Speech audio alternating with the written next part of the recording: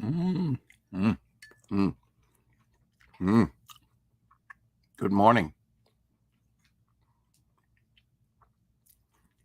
Good morning. And be happy. Mm, little lemon coffee. I know that turns some people off right there.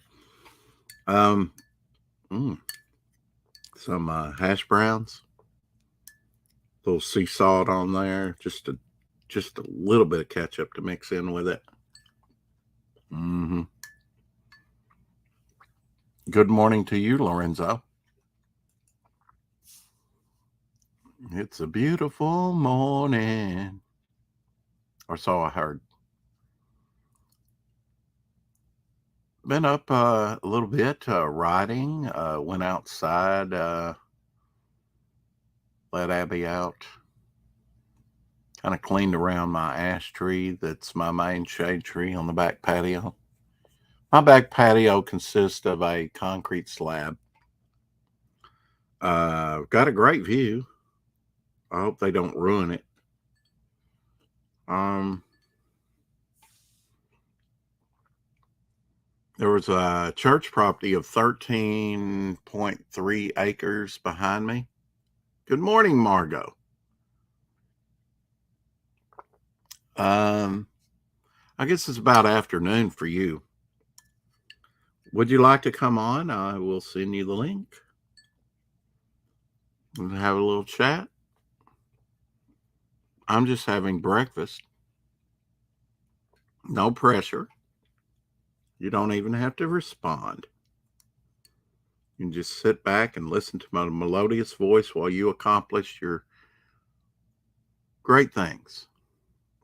Carpe Domine, seize the day, every day, God willing. And the creek don't rise, as they say. It's usually Lord willing and the creek don't rise, but whatever, same thing. I'm in the garden, so I can't just now, but thank you. And there's an ice queen. Would you like a link? Or would you prefer to stay in the chat? That's and Rex. Stream over me. Why not? I didn't know.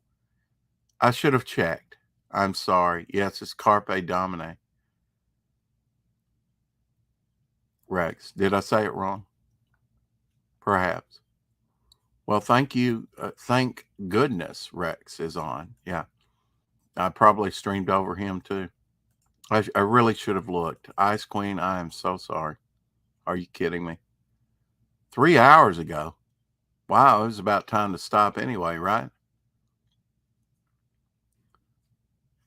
Has Fanta made it back home? I'm just wondering. I noticed she uploaded a video. I guess she's back home. Uh,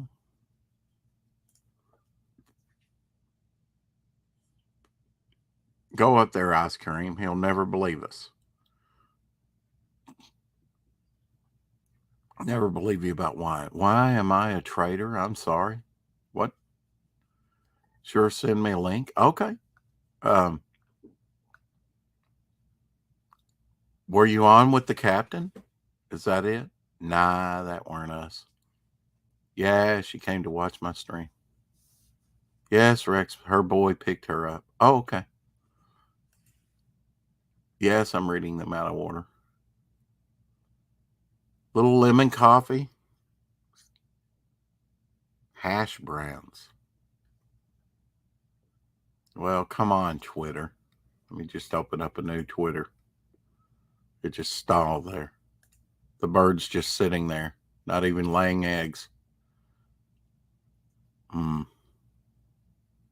Okay, what was I going to do? Oh, Twitter. Indeed. Engage. Don't just sit there. It's just sitting there. See if it'll do something in a second. Hmm. Apparently not. What the heck?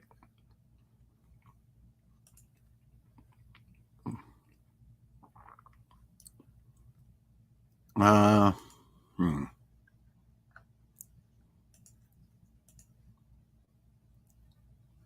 Try it again. Twitter is gatekeeping me. Oh, I'll let that sit there while I stew. I'll make coffee while I wait. Okay. I can send you the link in the chat. But you're the only one I want on since you were first. Volunteer. Coffee, good idea. Absolutely, every day. So if you try and come on in the chat, sorry, not going to let you in.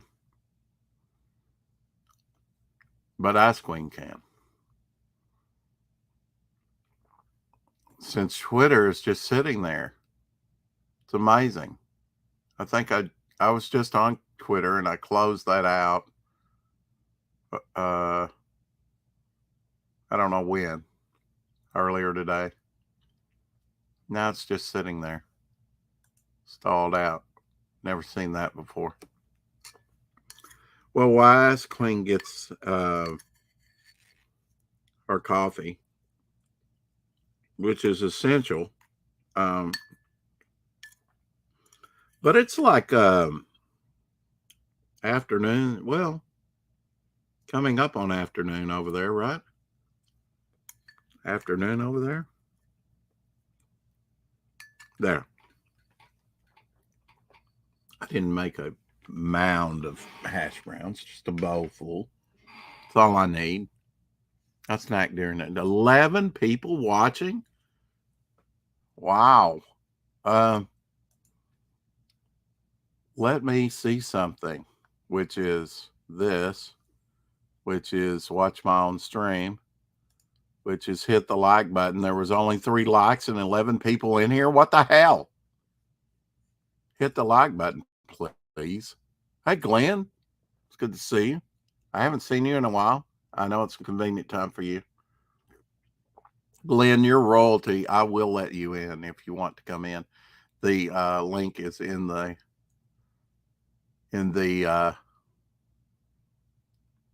what you call it, the chat. Can't think. It's morning for me. My app, Margot says my iPad was misbehaving funny this morning. Also, Rex.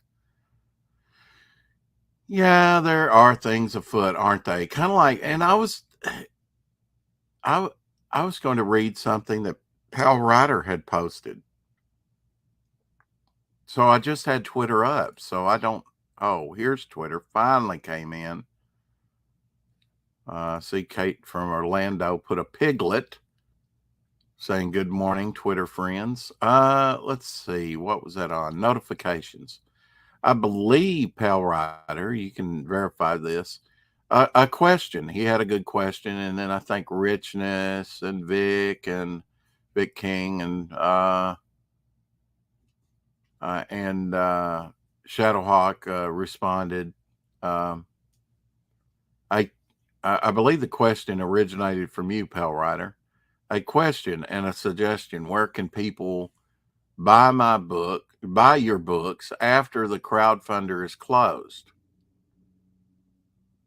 Put your online store name in the first sentence of your book's description like this. At Devil Momentum or whatever, you know. And the other responses were, I had an online store, but I'll probably just provide an email and a PayPal to send money for delivery of said book. But the question again, a question and a suggestion. We'll leave out the suggestion. Where can people buy your books after the crowdfunder is closed? Hello, Ice. Hello. Wow. Sorry, I've just made myself a ham roll and I've got coffee that's actually tea today because I've been drinking coffee since like 3 a.m. and I decided I'd actually have a cup of tea. Do you get jittery? No, I only drink decaf. Okay. Well, you realize that decaf is 3% caffeine, right? Well, maybe I do after about 20 cups then, which is what I've had today. So 11 people is fantastic, Lorenzo. But let's smash that like, folks. Yeah. Please and thank you. Oh, 8. 8 likes now. And I was one of them. So really I was one 7. of them. Well, thank you for that. I have lemon in my coffee. Why is lemon in? Oh, I put it there. So how are you, Rex? I'm good, and it's good to hear from you. I know what a ham roll is thanks to you. Kind of, sort of. You made it for your kids one time, when you were on, or broke away to do that, and then you described it to me. What was it? A ham roll. I know what a ham roll is thanks to you. Oh, a ham roll, yeah. A Yeah. roll cut in half with butter on each side and ham in the middle. Now, what were the cookies we were talking about the other day? I'm trying to get that Cakes. in. Jaffa cakes. Jaffe cakes. It sounds Jaffa. like a thing out of Star Wars from the Jaffa planet cakes. Jaffe. But yeah, I would like to try one of these days. Yeah. Maybe when I get a passport and come over to England. Maybe. Or maybe I can send you some. No, I don't want you to do that. No, I can wait. And so we have chocolate. Well, we have the original orange. Oh, hello, Glenn. Hello. Yeah, you okay? The only UK person that I know that wears New York City hat. Listen, best place on earth apart from where I live. Now, I have a question. Did you pick up any souvenirs when you were on Easter Island? Souvenirs, yeah. Like a cap or something to wear? No, they didn't have any caps, but I did get I've got it here. If it's a coconut bra, I don't want to see it. No, it's nothing to do with that. They don't have coconuts. They don't have trees there, do they? They do. Let me get my passport. Let me show you their fantastic stamp that they put in here. I'll be back in a second. Okay. He's been all over the world, Ice. It sounds like it. Did you say you've just come back from Easter Island? No, not just back, but he has been to Easter Island. I believe it's the remotest area in the world. Ice Queen, are you hopping from stream to stream? Carrie wants to know. No, but Rex just streamed over me. So I'm we decided sorry. that maybe it was time to call it quits at 3 hours and 3.5 hours. I'm just waking up, and I interrupted the artistic flow. I will never. I just can't bear. I was drawing. Come back, Rex. Come back. Don't leave me in charge of another one. Only because you asked me. I'm really. I was drawing a card for my mum. Oh. I don't know if you can see it. Oh, that's nice. Your mother must be very proud of you. Hey, JV. I need to get my colours to do the face, but they're upstairs. JV says what I was doing the other day. Someone is always streaming over someone. Those are really nice. Now, why have you scratched yourself? I haven't. This is. I did this last week. I was arguing. I made some fried chicken, and I got distracted for a second. Oh, and it splattered you. I dropped the chicken in the fat, and it splattered all up my arm. Oh, yeah, that's not good. Now, how did you treat? It's blistered at the moment. How did you treat that? I kind of didn't do anything with it. Oh. Now, wait a minute. Turn your camera on just for a second. Okay. Look at all those pins that are rubber band together. They're all over the floor everywhere. Look. Wow. That's a fortune. Certainly is.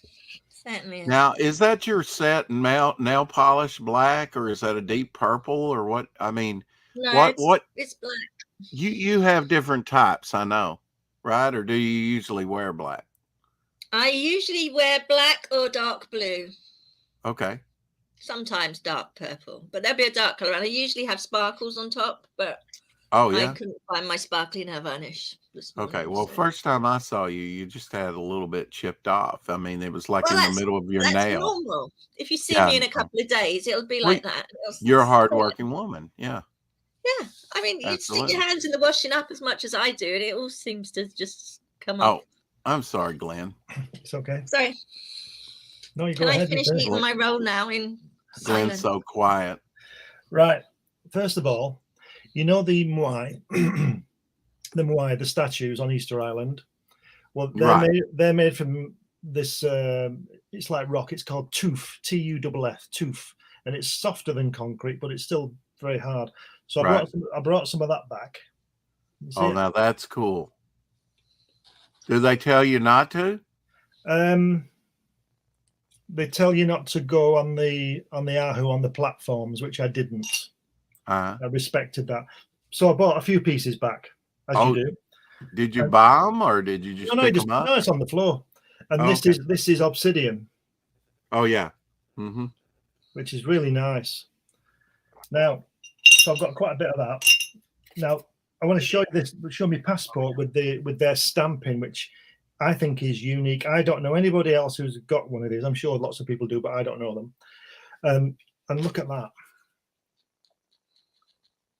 Oh, yeah, that's nice. Oh, wow. Look at that. Yeah. That's good. How good is that? So what, I mean, is that the remotest area in the planet? Yeah. Is it like over 800 miles away from anything else in all directions? It's 2,000 miles. 2,000 miles in all directions? Just about, yeah. Really? Yeah. So it is really the remotest place on the planet. I think it's. Somebody told me that Tristan da Cunha, which is an island in the South Atlantic, is the remotest inhabited island, and I tend to bow with their knowledge. But I always thought that Easter Island was the remotest inhabited place on Earth. Okay, but I'm probably wrong. What was the other island you were talking about? Tristan da Cunha. And where is that? South Atlantic. South Atlantic, same region. I mean, same. No, South Atlantic. Okay. Yeah, Easter Island's in the Pacific. Maybe that's the remnants of Atlantis. Tristan da Cunha could well be the tip of the remnants of Atlantis, yeah, because have you seen that big ridge that's at the bottom of the Atlantic Ocean they found? There's a huge trench. Yeah, but there's it could be like a continent size area that's below the sea level, and then it trails off and goes further down. Do you understand what I mean? There's a plain they've found. I reckon, I've always thought, I mean, I think there's a clue, isn't there? Atlantis. It's like, I can't, I mean, I've said this a million times. Yeah.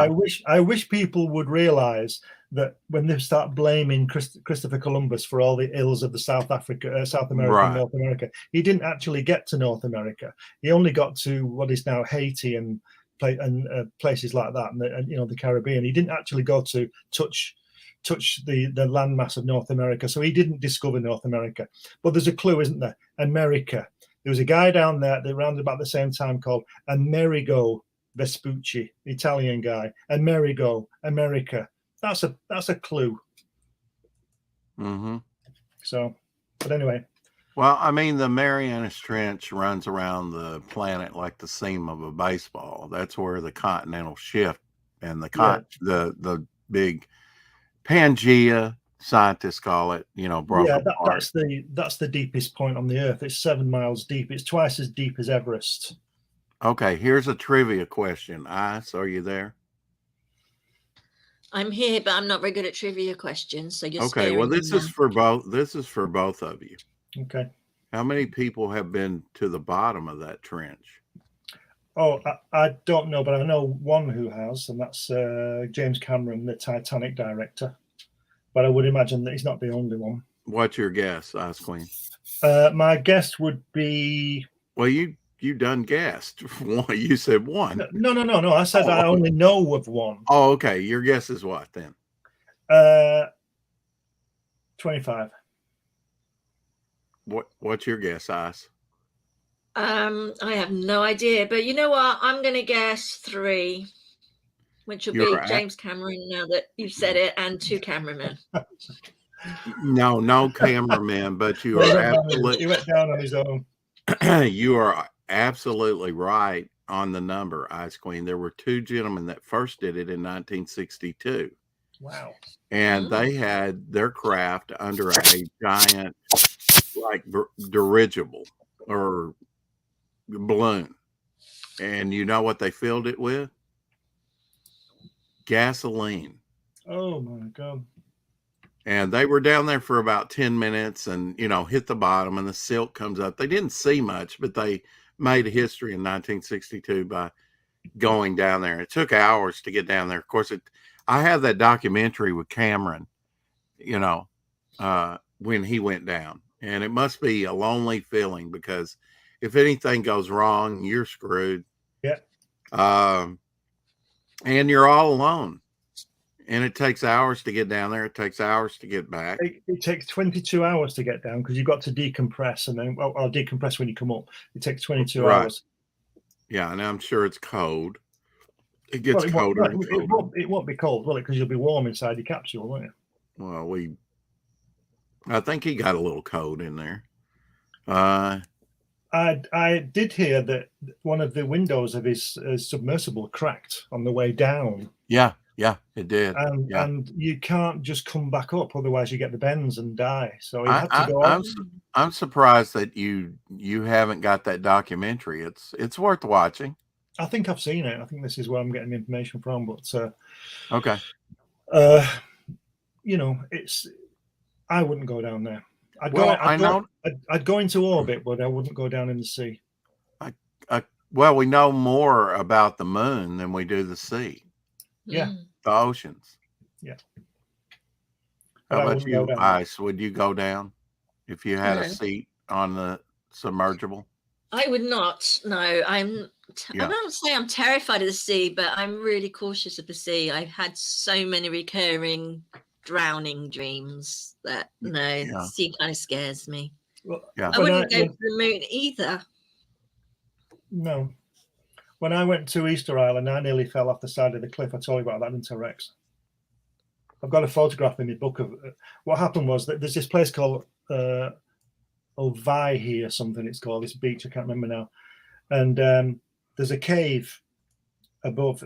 When you get to Easter Island, most of it is about 300-foot drop into the ocean, and the ocean is parts of it shark infested, right?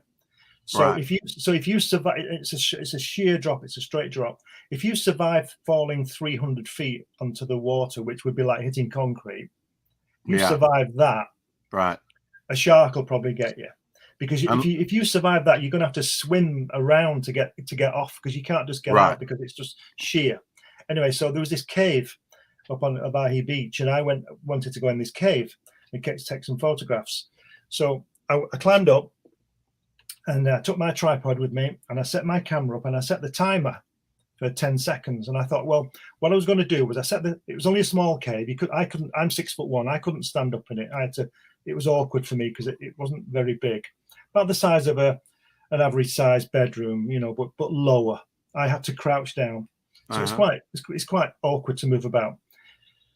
Anyway, so I got up there with my tripod and my camera, and I set the timer, and I pointed the camera at the aperture of the cave. Now, beyond the cave edge, because you come in, there's two entrances. If you can fly, you can come through the front. But if you go the way I did, you come in at the back. So you're facing the aperture and the ocean and the rest of the world. And when you go over the edge, it's a 3-foot drop into the sea with sharks waiting, right? So I thought a really neat photograph would be the camera at the back of the cave and me framed in the aperture of the opening with the ocean behind me. So I set the camera up, set the timer up, and just cautiously moved backwards on all fours, backwards towards the edge. And about halfway there, I was about 5 feet from the edge, and I'm scrambling, not scrambling, but moving backwards. And I suddenly realized that I was on an angle, and I started to slide back. And so I thought, this is it. I'm good. And this camera is ticking. Yeah. And just as I stopped, I managed to get a hold. The camera took a photograph, and it's in my book. A picture of me, my startled face. Wow. Because I nearly photographed my own death. Right? Yeah. So I wouldn't have. So the guy I was with, the local guy who was showing me around, he didn't come up with me. There's not enough room for two people, and I think he'd been there before anyway, a million times. He would eventually come looking for me. And when he noticed I wasn't there, he would have known, because the only place I could have gone is out this aperture, because he's at the other side waiting for me, you know. And then I suppose I would have been gone, and then they would have got my camera and I'd look at it, and I photographed myself just as I managed to get a grip. So I imagine there's books out there where, you know, photographers that have photographed their own death. Yeah. There's video and all sorts of stuff. Yeah. So not a good Somebody idea. could make a book of that whole thing, you know. People, although a little bit morbid subject, it is kind of fascinating. How did they die, and I'll show you the photograph. Glenn probably would have knocked the shark out when he hit the water. Yeah. You have to hit them on the nose, apparently, not in the eye. They get angry. If you punch them in the eye, they get angry. Yeah. But if you punch them on the nose, apparently it can stun them. Yeah. But then again, don't forget, they're not on their own, are they? So there's 15 of his mates with him. So one of them's going to get you. I'll show you this photograph. And show us some Hatch artwork as well. Hatch. I want Ice Queen. Or Ice, can you show him what you've been working on? Oh, did you see it, Glenn? I did, yeah. Yeah, it's really good, yeah. All those pens and everything, yeah. Yeah, thank you. Did you do both those pieces, Ice, today? No, I just did the little fairy today. For your mom? Yeah. For my mom, yeah. I'm going to turn that into a birthday card for her. I say mum because you're from the UK and you say mom. That's mom, hilarious. Yeah. Here's this photograph. Mom is hilarious. Here's the photograph. Here's the photograph. You can't see the ocean behind because of the glare, but you'll get the idea. Okay. Glenn, terrified? Yeah. Oh gosh. That's me going over the edge. And look at that face. I'm just about to die. And how far was the drop? 250, 300 feet. Whoa. A long way. And I also nearly died. There's a film of this. There's a cave. There's evidence that at one point there were cannibalism on the island. And it's called Cannibal's Cave. It's down near the airport in the south of the island. And this is on film. I'm putting together the DVD. This is on film. So I'll go down into the cave with this guy Napo, my mate, my guide, and the ocean. You know, the Pacific Ocean. You know how oceans are very unforgiving. They don't care, do they? It just does what it does. Anyway, so we're in this cave. There's this cave. Okay. Now that water there is about 15 feet deep. Okay. And I was in that cave before that water came in. And on the film, you can see the waves coming in behind me. And Napo is shouting, "We gotta go, man! We gotta go!" And I'm saying, "Yeah." And you know, when you're taking photographs and you're taking camera work, you're detached, aren't you? You don't realize what's going on. So I'm filming this thing, and he ran off. He ran up the steps, and he's shouting me to come up. And I'm saying, "Yeah, I'll be there in a minute. And you don't have a minute. Yeah. So all of a sudden, I realized what he meant, and God, I must have climbed about 30 steps in about 3 steps. You know what I mean? and then this ocean just comes in. I'll just try and find a picture of me outside. Thank God for long legs, huh? Oh yeah. Well, there it is. This is the photograph that Napo took before when he said we got to go. He took this picture. Bye, Margot. And then he gave me the camera and ran. Right. Okay. Can you see the ocean coming in there, splashing up? Yeah. Oh yeah. Right. So that's about 10 feet from me. So that's when I turned around. Is that you in silhouette? Yeah. Okay.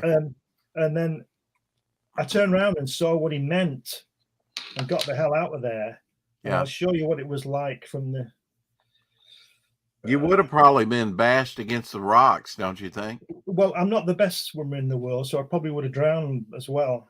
But Yeah. it would have messed me up. Yeah. Yeah. That's why he got out, because he'd seen it a million times. Because it's surging in and out, Yeah. right? Yeah. Yeah. It came in so fast, and like I said, by the time I got to the top of the steps, it was 15 foot deep. I'll just show you a photograph. Is that maximum there, or does it get deeper? No, it got deeper than that. Okay. I've got a Because photograph. 15 foot deep, if you jumped off into that, you could hit bottom. Yeah. With your feet, in 15 feet.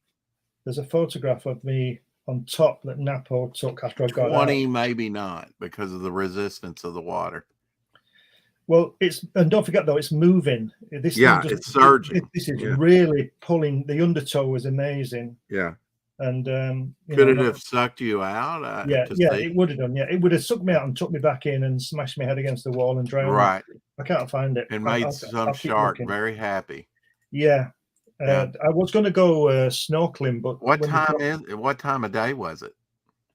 About 1 p.m. Oh, so then they could have had a late brunch.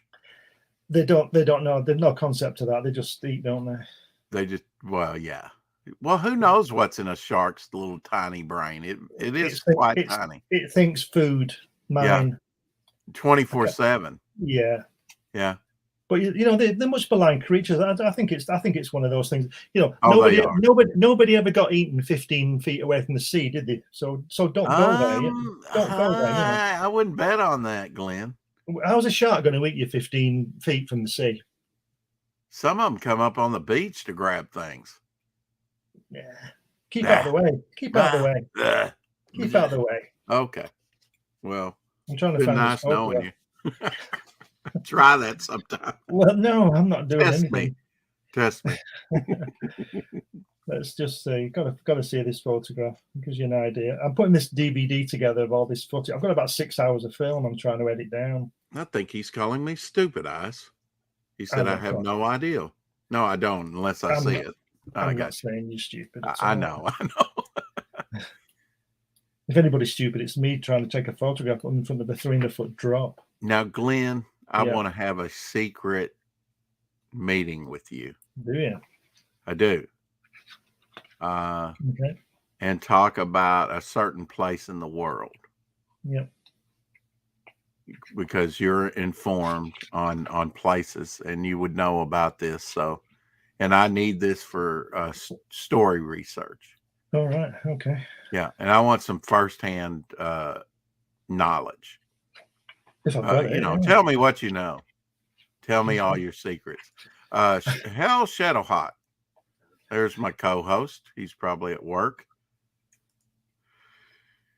I still can't find this photograph. You got to see it. It's fantastic. It'll give you now. A really good idea. This book is what? This is a book about your travels. Rapa Nui, Personal Journey by me. It's on Amazon. You can get it right now. But it's not just about Easter Island, right? No. What I did was I took when I go on my travels, I always make a really extensive diary at the end of every day. Get me thoughts, get what's happened down into it. And I did that with Easter Island. And then what I do is I come back and I write the diary up because what happens is it triggers memories as well that you didn't put in. And then I write about the history of wherever it is, so it's like there's a lot of historical things in this book, but it's mainly about. Now, what does the title mean, Glenn? Well, that's what the locals call it, Rapa Nui. That's the name of the island. We call it Easter Island because Jacob, what's he called? Okay, can't remember his name now. So if someone wants that, can you drop the link in the chat, or if they want that? They just need to go on Amazon. Well, I can do it, but they could just need to go on Amazon and put my name in. It'll come up. Okay. Roggeveen, Jacob Roggeveen, a Dutch explorer, found it, and he found it on Easter Day, so he called it Easter Island. And what year was that? 1750, I think. 18th century. Okay. And the Spanish call it Isla de Pascua, which is Easter Island in Spanish. And they call it Rapa Nui. So I call it Rapa Nui because that's what it's called. Let's look at find this picture. Give you an idea of how big these guys are. I'm 6'1". Oh yeah. And below him is the same. But that's probably not the largest one, is it, Glenn? No. The largest one is actually in the sea now. It's up in the south of the island. There's a place called Ranacao, which is a big giant caldera about a mile across. And it was standing there. And in I'm not too lazy. I'm talking. There was a lady called, I can't remember. I think it's called Emily Routledge, and she went to Easter Island. She's British, and she went to Easter Island in about 1910. She got down there, and she saw this moai, and it was 65 feet high. It weighed about 60 tons. This is why it's ridiculous that they roll them along logs, because it's 7 miles from where they carved. It's just ridiculous. It's like the pyramids. There's no way they rolled those blocks on rocks on trees. So it's a total mystery. Well, I guess so. But anyway, this Routledge, she saw this moai, and it was on the Apu, on its platform next to the caldera at Ranacao in the south of the island. And when she came back about 5 years later, it wasn't there, and it had fallen off into the sea. So,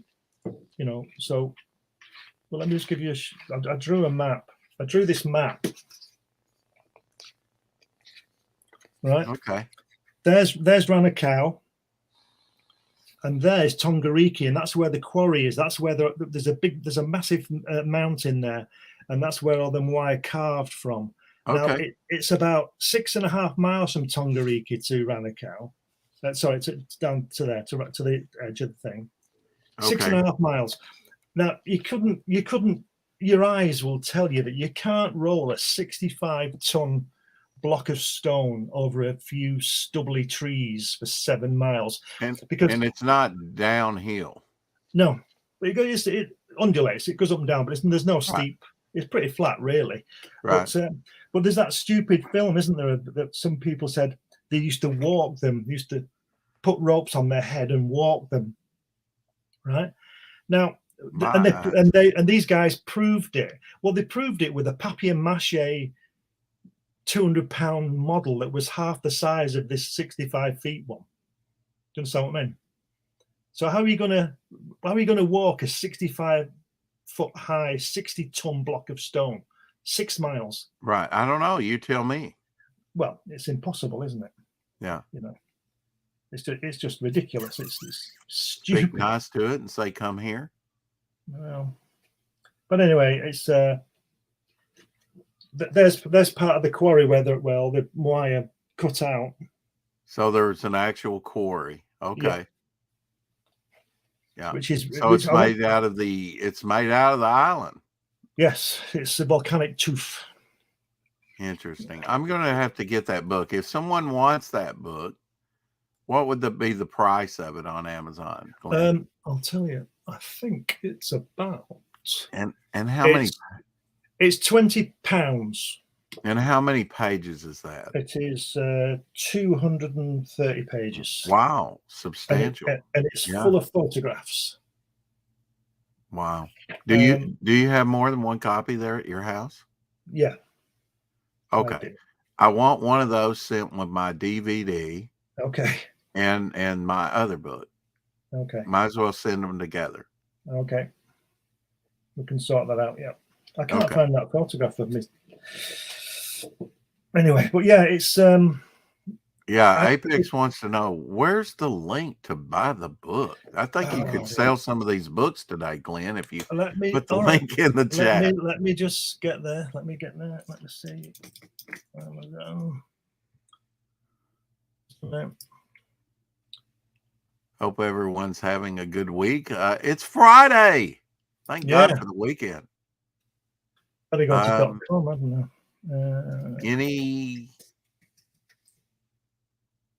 Let's see now. So how did they build the pyramids? Nobody knows. Yeah, and I think the pyramids are probably older than what they prescribed them to be, for sure. There you go. I think how do I'll put it in the private chat. I can't put it in the comments. Noah's flood for me explains. Can you put it in the comments for me, please? Oh, is it in the private chat? Yeah, okay. I can't comment. Sure. Okay. Thanks. Copy link address. Is that right? I don't know how you do it. Never done it. Save link as copy link address. Okay. Yeah, I think what happened with the flood, I think that happened about 40,000 years ago. I think there's a lot of stuff in the Bible. I don't necessarily go with God and things like that, but there's a lot of stuff in the Bible. Okay, I think that worked, don't you, Glenn? I think so. I think people can click on that. Somebody click on that and tell me if you can get there from that link. Think so. Now, how many books have you done, Glenn? About 10, I think. Okay. I've written the first book I had published, not the first one I wrote, but the first was about soccer, football, about World Cup soccer. Okay. And then I published, I've published a soccer book. I published two books about the assassination of JFK. One's a novel and one's a factual. I've written 2 science fiction books, Iapetus Rising and Encounter. Those are on Amazon. In fact, all these are on Amazon. Excuse me. I wrote a book about the astronauts who didn't go to the moon in the Apollo program. Oh, that's cool. Yeah. I've got an adult humor book called The Men's Room, which is illustrated. It's a cartoon book. Thank you, Kerry. But it's a thanks, Kerry. And then I wrote, I'll show you, I wrote this book. Nice icon, Glenn. I wrote this book about my dad. You should have a hatch icon. Yeah, I should. 8 seconds. This is a book about, a few years ago, it was 75 years anniversary of D-Day. Okay. My dad was a paratrooper on D-Day. Oh. Okay. And it's called Eight. This is what happened. He was 19, right? 19 years old, and his mission with 650 other guys was to knock out this gun emplacement in a place called Nervy, which is near Ouistreham, which is near Caen, which is near Normandy in France. And these German guns were going to drop all the shells onto the beaches when the landing craft came, and in about 4 hours. So my dad, with his 6th Airborne, parachuted into Normandy, and of course they all got misdropped, planes got shot down, people got killed, and they ended up getting to Merville. They landed about 4 miles off target, so they had to trek 4 miles over occupied territory, and there was only 150 of them who got to the rallying point. The others had been either killed or were misdropped too far to get there in time. So instead of having 650 men with jeeps and flamethrowers to attack this gun emplacement, they only had 150 men. No jeeps, no flamethrowers, nothing. Wow. And my dad was a Bren gunner, which is that kind of a weapon with a curved magazine. Thank you, Kerry. Okay. Is that a piece of art? That's my art, yeah. Okay. And he was in the rear. He supplied suppressing fire when the guys ran into the wire to get to the guns. Because they were entrenched for years. Oh yeah, they were there since 1940, weren't they? Now, so I am aware that there was a bunch of gliders also, and that was a disaster. Yeah, well, that's one of the gliders. My dad didn't. The cover is wrong in some aspects, because this is my dad, this guy. But it was more dramatic to have this glider coming in, because what should have happened was that 650 men should have been at the assault. Yeah. And then when they were relieved, the 6 gliders would come in with more men. Well, only one got through. They got shot down and whatever, and only one came through, and that's the one that comes in, and it only added to about 20 men to the group instead of 100. But the reason it's called 8 seconds is because, I mean, this is what does my head in. 8 seconds. My dad was in a C-47 Dakota aircraft, Skytrain, right? You've seen them. And he's jumping out, And because the pilots, because you know how it works in aviation, the higher you are, the slower you go on the arc across the sky.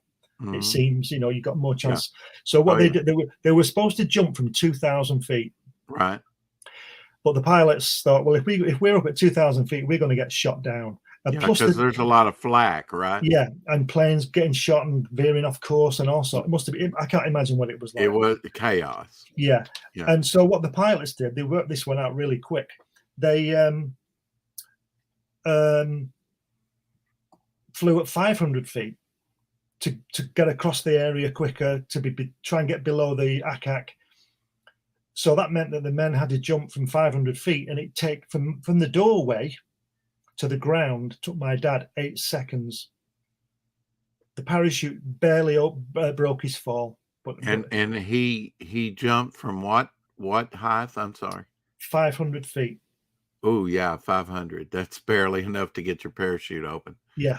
And then to top that, Rommel, you know, the general. Right. He knew that the paratroopers would come in first. He knew Desert Fox. That's right. He knew that the paratroopers would be sent in first, and then the people would hit the beach. So what he did, he ordered. It's quite low landing Weestrom. He ordered the fields to be flooded because it's quite low. So my dad survived flying over Normandy in the guns, survived jumping out 500 feet, and then he landed in a flooded field and nearly drowned because the canopy came down on him. Because when he was going down, because it's early morning, it's about 2 o'clock in the morning. When you say canopy, you mean the parachute? Yeah. Yeah. So because you could get tangled up in the wires and everything. Yeah, that's right. Because what happened was when he was going down, it was nighttime, and he could only see black. He didn't know it was water. Right. So when he hit it, it was freezing cold. So he sort of shut down through that, and he went down. It was only about 4 feet deep, but he's got all his gear. He went to the bottom, and then by the time he stood up, the canopy had come down on top of the surface of the water. You're right. But then it got heavy. Exactly, but he was smart because when he realized in this couple of seconds he was under the water before he stood up, he got his knife out and cut the risers and could cut through the canopy. But some guys, when he got out, he could see people drowning. Wow. But he couldn't do anything. Yeah. He was too busy getting himself out of the water and things like that. So because there's a funny part in the book where not all of them landed in the flooded field, and they gave him hell. They laughed at him. They're in the middle of the biggest attack in world history, and they're laughing at him because my dad was wet through. Right. They couldn't understand what he'd done. Well, till I watched Private Ryan. Yeah. I didn't realize that a lot of people jumped off those transports and never made it to the beach. They drowned because their packs were so heavy. Yeah, and they did some stupid things as well, didn't they? Some of the guys, it has to be said. They had like life inflators things, and you had to wear it here to keep your head up. But they didn't. They put it around their waist. So when they went in the water, they were doubled up with this thing around their waist, and they couldn't get upright, and they drowned. And the other thing was, and why did they do that? They didn't want it because it was uncomfortable, because they didn't realize, they didn't think. Yeah. You think they'd be told, or maybe they ignored it. I don't know. Yeah. But they also were told, when all those guys who went in on the landing craft were told not to fasten the chin straps, because if you fall in the water will, it'll either snap your neck or fill with water, and you can't do it. Well, I did ministry with a gentleman, and he was 18, and he jumped out of a B-52 bomber, and he got into the slipstream of the bomber, and it snapped his neck. So he landed in a field with a broke neck. I couldn't walk, and the Germans came out with pitchforks and shovels and stuff and was going to kill him. Wow. And the German soldiers saved his life, took him to this house. This was his testimony, okay? He told this, I heard him tell this a couple times in prison. Not that we did prison ministry for 5 years. And I don't know if I did 5 years with him, but it got to the point where he told that like 3 times. I heard him say it 3 times, the story. And everybody was fascinated by it. Those young guys were like, whoa, what a life you've lived. He's part of that great generation. that went through Depression times and then went to war and helped build America, you know. Help build the world. Help build the world, yeah. And they took him to this house, detained him in this house, and he's on the ground, right? He can't walk, so he has to kind of do his elbow walk everywhere he goes. And he's crawling across the floor, and he finds this, you know, he didn't know, miraculously, he finds this New Testament Bible. So he stuffs it in his shirt or whatever and kept that Bible wherever he went while he was detained, a POW. But now years later, what was fascinating, years later, he went to visit his daughter. They had moved to Germany, and they had bought a house, and he had never seen it. And he went, and it was that same house that he was kept prisoner in. Wow. That he found the Bible in. Wow. But he got caught in the slipstream, and just the cords or whatever, the parachute broke his neck enough to, you know, and it was amazing that the Germans just didn't kill him because he couldn't walk and other things, you know. Well, they were ordered, weren't they? Goebbels said that, you know, in the new D-Day was coming, the Germans, and Goebbels sent an order out that any paratroopers, because they're specialist troops, you know, were to be executed on site. They're like special forces. Yeah, they were to be executed there and then, no arguing, nothing, just get rid of them. But and some were dispatched like that. Yeah. Now, your dad actually jumped out of a bomber, right? No, C-47, a Dakota. Okay. It's a transport. Okay. Dakota. So the rear end opens up and then they jump out. Yeah, it's what happened with the propeller blast. That's what opens your parachute. The blast from the propellers going backwards hits your chute just as you So get basically, out. your slipstream. Yes. Yeah, and that's what snapped his neck, was the slipstream. As soon as he jumped out, pretty much, you know, which must have been painful. I would imagine it was. Yeah. Yeah. I don't know if you heard this, but I recently, in the last, I guess, 6 months, talked to a gentleman that was in World War II, and he was 101 years old. Wow. And after I talked to him while I was getting my hair cut, which probably took 20, 30 minutes, probably 30 minutes, right? And then when I was done, I sat down with him and talked to him for another 30 minutes while he waited. So I got about an hour to talk to him, you know. But 101 years old. And he died a couple months after I talked to him. But he, fascinating guy. He never went into combat. He knew guys, had friends that had went into combat, especially the Pacific realm of things. You know, people would get in the rice paddies and have leeches and have scars all over their back from the leeches. And if you popped your head up, they'd shoot it off, you know. A lot of people did that and died. But now he never had to go over. He stayed in California, and he was a good marksman. So they put him training the troops, you know, in marksmanship. So I guess in that regard, he was fortunate. But 101 years old, like Apex says, great historical life. Absolutely. My wife's dad, my wife Helen's dad, Gordon, was 99 last week, and he was on the HMS Duke of York, and he a British battleship, and he was guarding the supplies coming over the North Sea into the Baltic to Russia. And his ship was responsible, with a couple of other ships, for sinking the Scharnhorst. Awesome. Yeah. But he won't talk about it. Yeah. I wanted to write a book and do a film. Think it's too painful? No, he just doesn't like me. Oh, okay. Well, what's not to like, Glenn? Tell him that. Yeah. Well, some, you know, different strokes for different folks, you know. Yeah, but I just think it's not for my gain. It would be what a fantastic document for. Why do you think he doesn't like you? Because he doesn't. Because he doesn't know you.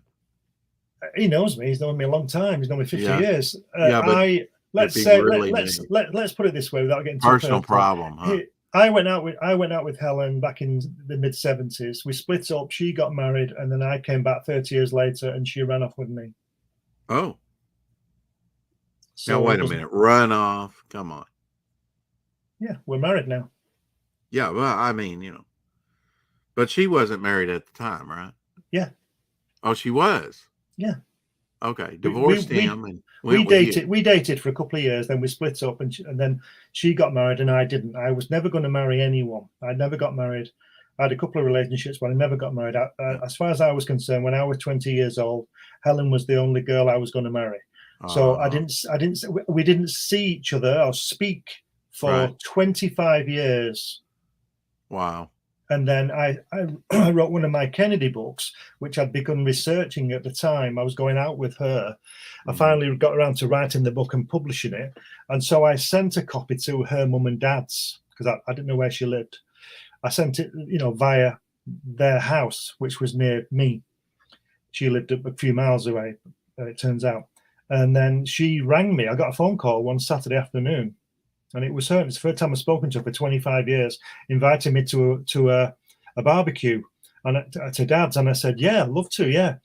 When is it? And she said, now.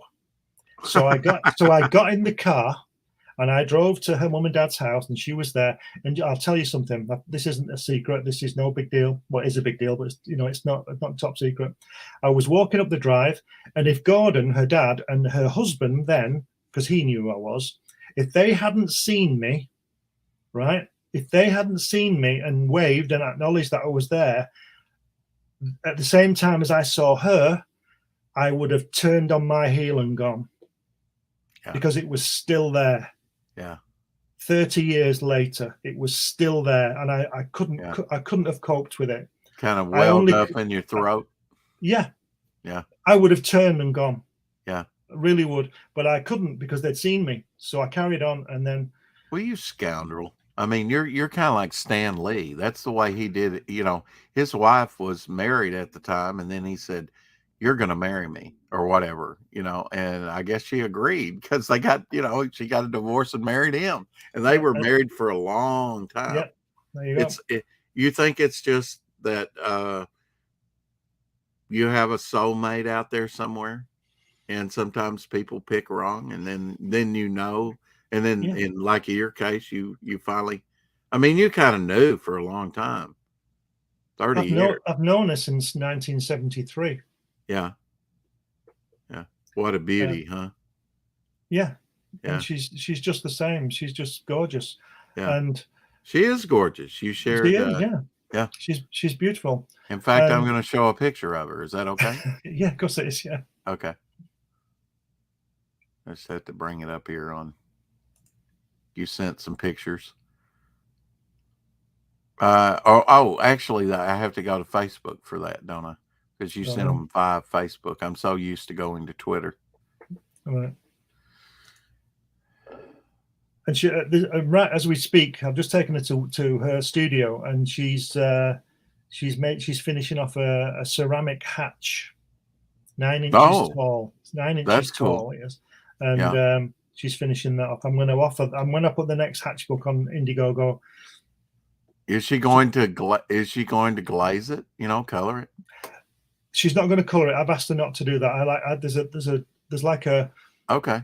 When she makes a ceramic work, she does glaze and does color, but I don't like that kind of thing. I like it when it's rough.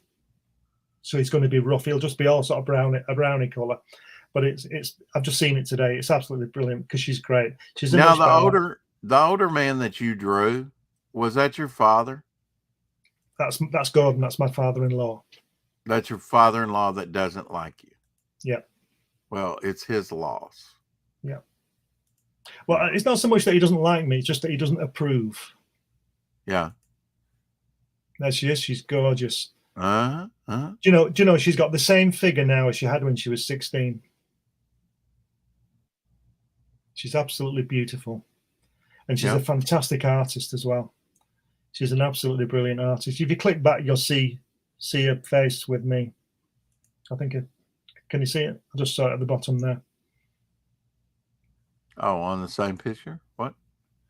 Oh, okay. At the bottom, you can see at the bottom. I see what you're saying. There we go. Yeah. Now that was, how long ago was that? About 4 years ago, I think. Yeah, you said? about that. Yeah. Yeah, because you're looking a little younger there, brother. Thanks a lot. What the hell happened to you, Glenn? I don't know. But she's gorgeous. Yeah. And she's the. She even looks British to me. Well, you know, I don't know what makes a Brit, but she looks British. She's beautiful. Yeah. Love of your life. Kindest person I've ever met. She really we all love a good love story. Absolutely, Ice Queen. She's lovely. Absolutely. And if you buy my books, you'll notice they're all dedicated to her because she's really? She's everything. Yeah, she's just everything to me. Yeah. She's wonderful. Sounds like a song. She's just everything to me. Yeah. She's lovely. Yeah. The sun, the moon, the stars. I'm making this up as I go along. The sea. The sea. Right. We can make a song. Come on. I like brainstorming. Yeah, I like your studio, Glenn. You were going to show some hatch artwork for the ladies. For the ladies? Your wife is stunning, Glenn. Yeah, she is. She's absolutely gorgeous. I wasn't going to show anybody this, but I just love it. Helen comes up with some great ideas for hatch, and she's come up with this idea. And it's the Hatchetaw Lineman. Right? You know the song? Wichita Lineman? So I did this. Now, can you see? He's in pencil. Can you see him? Oh yeah, fixing the wires. And there's his hatch. There. And now when you say there's his hatch, what is his hatch? His hatch. It's where he lives. Where he lives. Okay. Oh, in the ground. Yeah. Because he's on a floating island in space, right? Yeah. He's all alone. I'll just get some stuff just to show some. Just hang on a second. I'll just get some artwork to show you.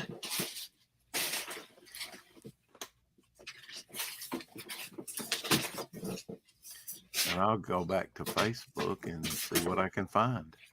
Oh, I didn't realize these were all like that. Interesting. All right, here's where he lives on this asteroid, out in space, all on his own. That's where he lives. Yeah. And you can actually see him there, sitting on the edge. You see him? Yes. Now, how did you color it? It's all colored with ink. Oh, ink. That's right. Colored ink, yeah. How do you apply that? Airbrush? No, sponges and brushes. Okay. I work traditionally. I like using pencils and stuff like that. And here's another one of him. He lives in the middle of nowhere. He's floating around in space on his asteroid. He's all on his own, and this is what he sees. Yeah, beautiful. Yeah. It's all hand colored. What's he eat? It looks pretty barren and pretty desolate. Well. You see, the thing is that. Or is that comic book logic? It's comic book logic, isn't it? I mean, it's not real anyway, is he? So it doesn't really matter what he eats, does it? Yes, it does, Glenn. And here, well, maybe you'll try something. There's another piece of artwork for the second book that's coming out soon. The pyramid. Oh, okay. Looking downward. Yep, and a spaceship coming on. Now, this is interesting. This piece of artwork, because this piece of artwork was drawn that way, because there he is. Can you see him? And he's looking up this pyramid, this spaceship, and I thought this doesn't look right with this spaceship here, right at the bottom. So I left it, and then the next day I just went up to it and just did that. Flipped it. Yeah, because I thought, well, I don't want to draw it again. Because your eye goes from left to right, from the top to the bottom. That's so right. You see the hatch is the last thing you see, really. Yeah. Which he's the focus, but all this other is going on. That's right. This is, now that's very I use this term loosely. Abstract. Are you?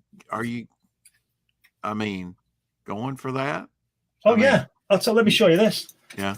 I also do oil paints. This is one I pulled out of the archive. It needs framing. This is from This is from 1997. That's just done with a palette knife. 97. And that's oil. Yeah. You know, and I sell these as well. So I do all sorts of things. I cover a lot of things. Right. So yeah, abstract, yeah. I love you, Glenn. You know, because they give me hell within the community because I like modern art. Well, it's all subjective, isn't it? You know. Yeah. Well, I mean, no, they say they got it pinned down. You know, it has to be representational. Well, I just do what I do. I don't bother with all that stuff. He throws the rock, it bounces off the big rock, lands on his foot, and he's not pleased about that. Doof. Yeah. Is it doof? Oh, the other thing is about that, she doesn't say anything either. So it's not the only you know, you only get sound effects in there. Hey, Sin Killer. You don't get hit that like button, please, and thank you.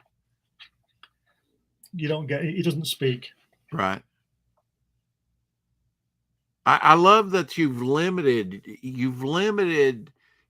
limited yourself, Glenn, in a way. Okay. He doesn't speak. It's a Charlie Chaplin silent figure type, right? Yeah. I'm sorry. I'm a big Chaplin fan. That's all right. Listen, I don't mind being put alongside a person like that. Don't worry about that. Yeah. Yeah. And no, there was a method in my madness for no speaking.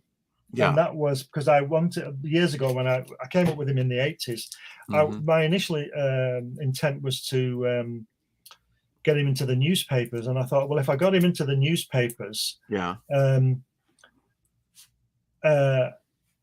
I wouldn't, and it was going to say appear in Japan, you know, think big. I wouldn't have to bother getting translation. Yeah. Because you just look at the pictures. Right. And the sound effects are what they are. What's up with Captain Infinity here? I find that idea so offensive. What idea is that? I don't understand. I don't understand what his problem is. Well, whatever, it is what it is. So, you know, of course, I went to this barbecue and just picked Helen up and put her on my shoulder, and she carried away kicking and screaming, you know. Yeah. You didn't use a club to the head, knock her out first. No, I got in trouble for that. You didn't juice her up like a Cosby, you know, or yeah, oof. No need to. You almost drowned, didn't you, in the color of her eyes? You just drink, you know, look in those eyes, and you just kind of melt, huh? Yeah. Yeah, just kind of drown. And she's great. Yeah, the depth of it. She's just wonderful. So yeah. And we've been married for 12 years now. Yeah. Now what? Yeah, is no doubt she's a sharp guy because she's with a sharp guy. All right, somebody clip that. She's a sharp lady. What's her education? What's her background? Same as mine, but she went to university and I didn't. We both went to art college. That's where we were together. Then I left to go into graphics, and she left to go to university in a place called Loughborough, which is in the Midlands, about 100 miles away from me. So she does ceramics. Yeah, is that her thing? Ceramics. Yeah, that's what she studied. Yeah, she's also a painter, and she draws, and she's a seamstress. She makes her own clothes, and she does also. She's great. She's brilliant. Yeah. And she's far more intelligent than I am. All right. The most important question, can she cook? Well, I'm sorry, but she's the best cook I've ever known. Yeah? Yeah, really. Make a good hard roll or a biscuit? She makes everything. She's got the most amazing palate. She can tell you. She's one of these people who can get a dish and tell you what's in it. Yeah. I can't do that. I can tell you some things. From the taste? Yes, because some things are obvious, but she can make it as well. She can go to a restaurant, order something, eat it, know what's in it, and then make it tomorrow night. What's your favorite meal that she makes? Well, I'm not as good cook as her, but I can make a few things. And what we tend to do is that I will make, like if we make an Indian chicken curry, I will make the curry sauce and she'll finish it off. So you really quite have an international palate, don't you? Oh yeah. And the best thing she makes, I would say, was lasagna. Oh, But does she use cottage cheese?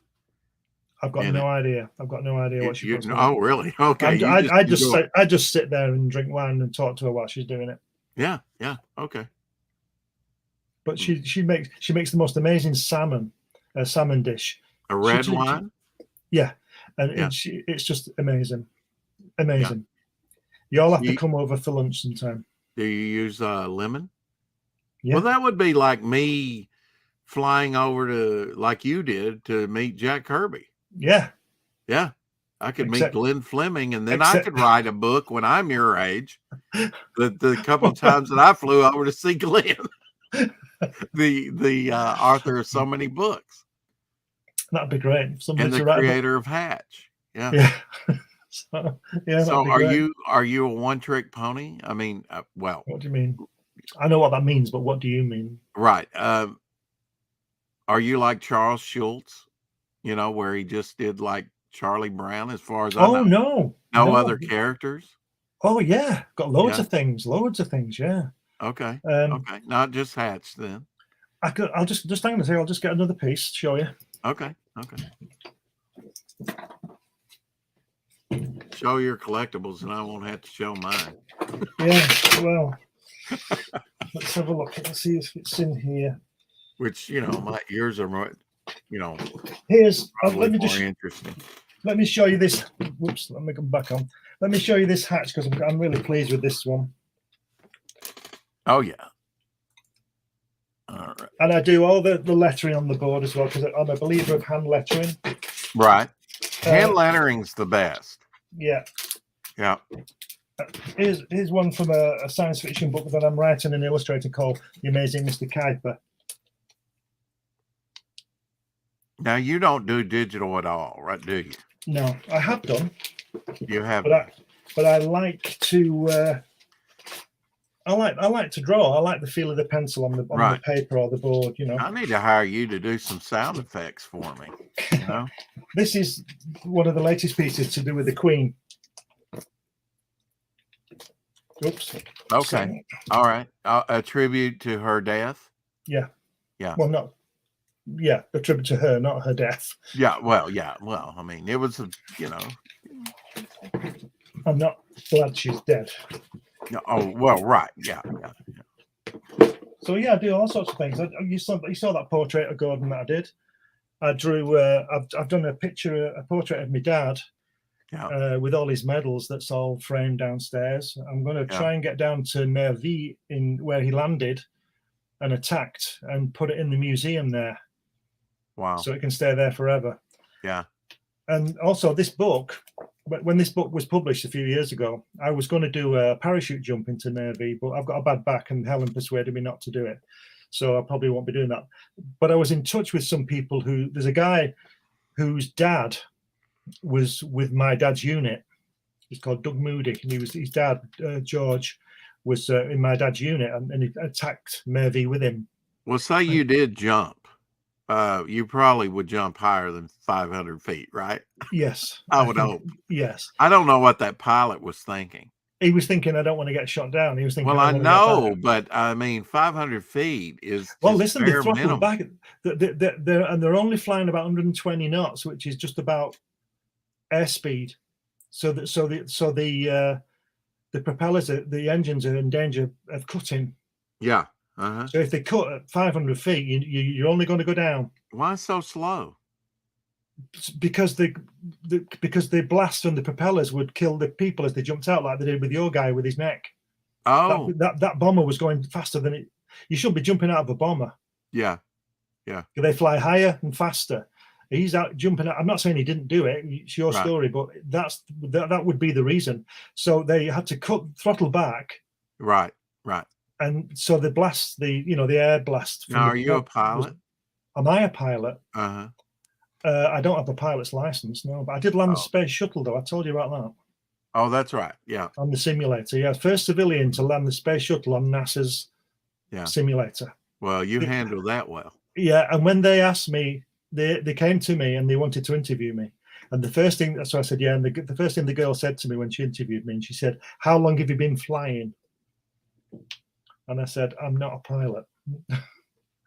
She was amazed. And it was a maneuver that I did that caused that. Which was not regulation. No, but I saved the orbiter. And follow the rules, Glenn. If I'd color within the lines, Glenn. Conform. Listen, if I'd have been on a real orbiter and I hadn't have done what I did, I would have died, as would have my crew. So that's the way you were thinking, wasn't it? My job is to save the crew. Yes. Then the orbiter, which is obviously a lot of money, but money's money. My job was to save the crew, and I was going in too fast, and I did a particular maneuver, and I got the orbiter down safely, and I got told off on the earphones. You're right. And effectively put on a charge, and then took my helmet off and got out, and the girl was there and she said, "Could we interview you?" So I was interviewed. So that's my claim to fame. I've landed the space shuttle. Wow. Yeah. So I imagine you're older than me. I'm only 56. I'm 158. I don't believe it. You don't look a day over 156. Oh, thank you. The oldest man in the Guinness Book of World Records is from England. Is it Gordon Bennett? No.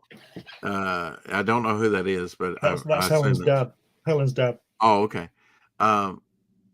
That was a slam. Okay. So anyway, he was 150. Reportedly, he survived through 10 kings. And how old was he? 156 in the Guinness Book of World Records. And when was that? 1700. I'm going to say it's a while ago. Yeah. Wow. Yeah. That's something. Isn't he was a farmer in England. Very simple meal, like oatmeal in the morning, and I don't know, very simple diet. There was a guy in Peru a while. You know what killed him? Go on. The king's food. He went to see that 10th. He was invited to meet the king and eat with the king, and the richness of the food killed him. They think, They probably at 156. I mean, it could have been too much for his system. It was probably the traveling. There was a guy in Peru I think it was in the 70s. He was 115, and his diet from being age 15 was something like 40 packets of cigarettes a day and 100% distilled whiskey. Yeah. And he was 115. His son was 85. Yeah, well, he was dead at 80 and just didn't know it. He just kept cruising because of the whiskey. Yeah.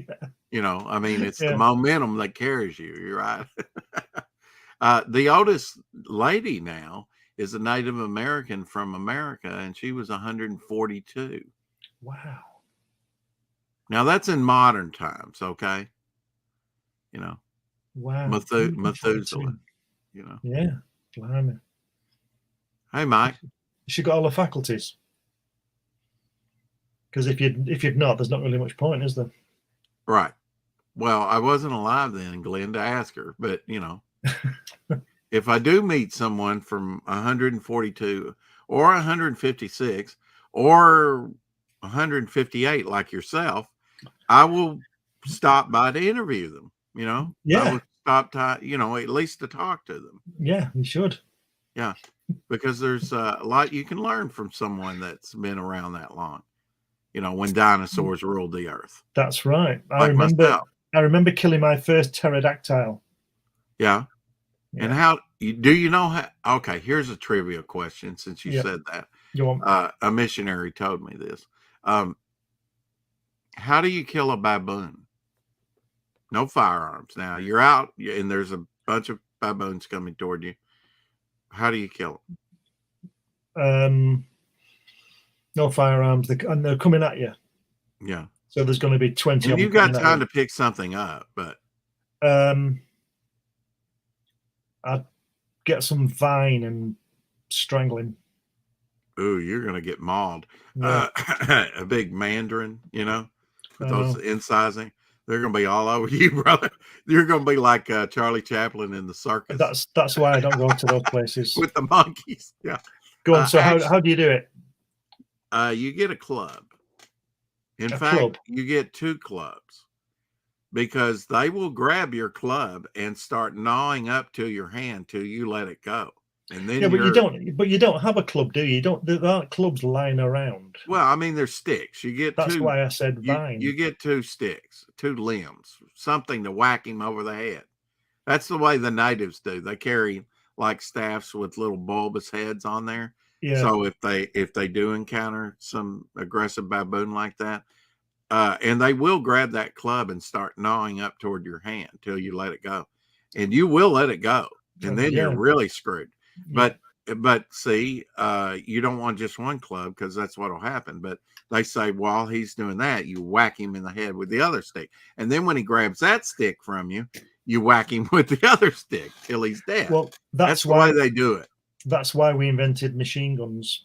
Yeah, I'm all for a machine gun. Absolutely.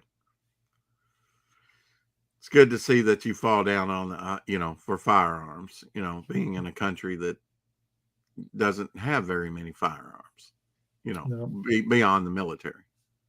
Now, did you realize that Doohan, who played Scotty on Star Trek, landed on at D-Day, a beach at D-Day, lost 2 fingers, shot 6 times. He was shot 6 times by his own friendly fire. Oh, was it? He got 6 bullets in the chest, and he survived, obviously. Wow. From friendly fire, yeah. Yeah. The earliest thing I've seen him in, what was it? It was Western, 1956. What was I watching? Some type of Western. Mm-hmm. Of course, he was in a movie with Steve McQueen. He was in that Nevada Smith movie with Steve McQueen. Right. He played a very nasty trapper, and I believe McQueen kills him. But he's funny because he's a Canadian pretending to be a Scotsman. Yeah. In space on an American spacecraft 300 years in the future. Yeah, and he said that he was, he had so many people come up to him and say thank you for that role, for playing that role. It inspired me to go into engineering. Wow. As a life, he says I can't tell you how many people, came up to me and said that you were the inspiration and why I wanted to be an engineer. Wow. And the world needs more engineers, for sure. I'll tell you a funny story about my dad. I'm not sure where this is right now because he's not around, so I can't ask him. But I'm beginning to think after he was in the Second World War up until the end, after D-Day, he was there for a year and then the war ended. And he joined the Indian Army and he went over to India and taught their people to be paratroopers. And I don't know how many jumps he must have done, but he must have done hundreds. Wow. And I'm getting as I'm doing my research, I'm getting the impression that when he came back home and got married, my mum and all that, they never went abroad. They never went on an aircraft, let's put it that way. Uh-huh. I'm beginning to realize or think that my dad never actually landed in an aircraft. Yeah. Because he always jumped out of it. Right. Did he have bad knees later in life? No, he didn't. No ill effects. Did he ever break anything? But he was, an MG42, that buzz gun that the Germans had that fired 7 million rounds a second. Really? That many? Yeah. He was further down. I think he was near Germany at this point. This was later on in the war. And he was in a bomb crater. They were attacking somewhere.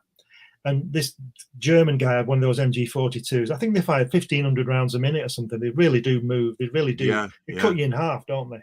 Yeah. Anyway, this guy's good shot, this German guy. They couldn't get him they got him in the end, but they couldn't get him. Anyway, my dad was in this crater and fire was coming in. And a couple of his colleagues were hit. They were okay, but they were hit.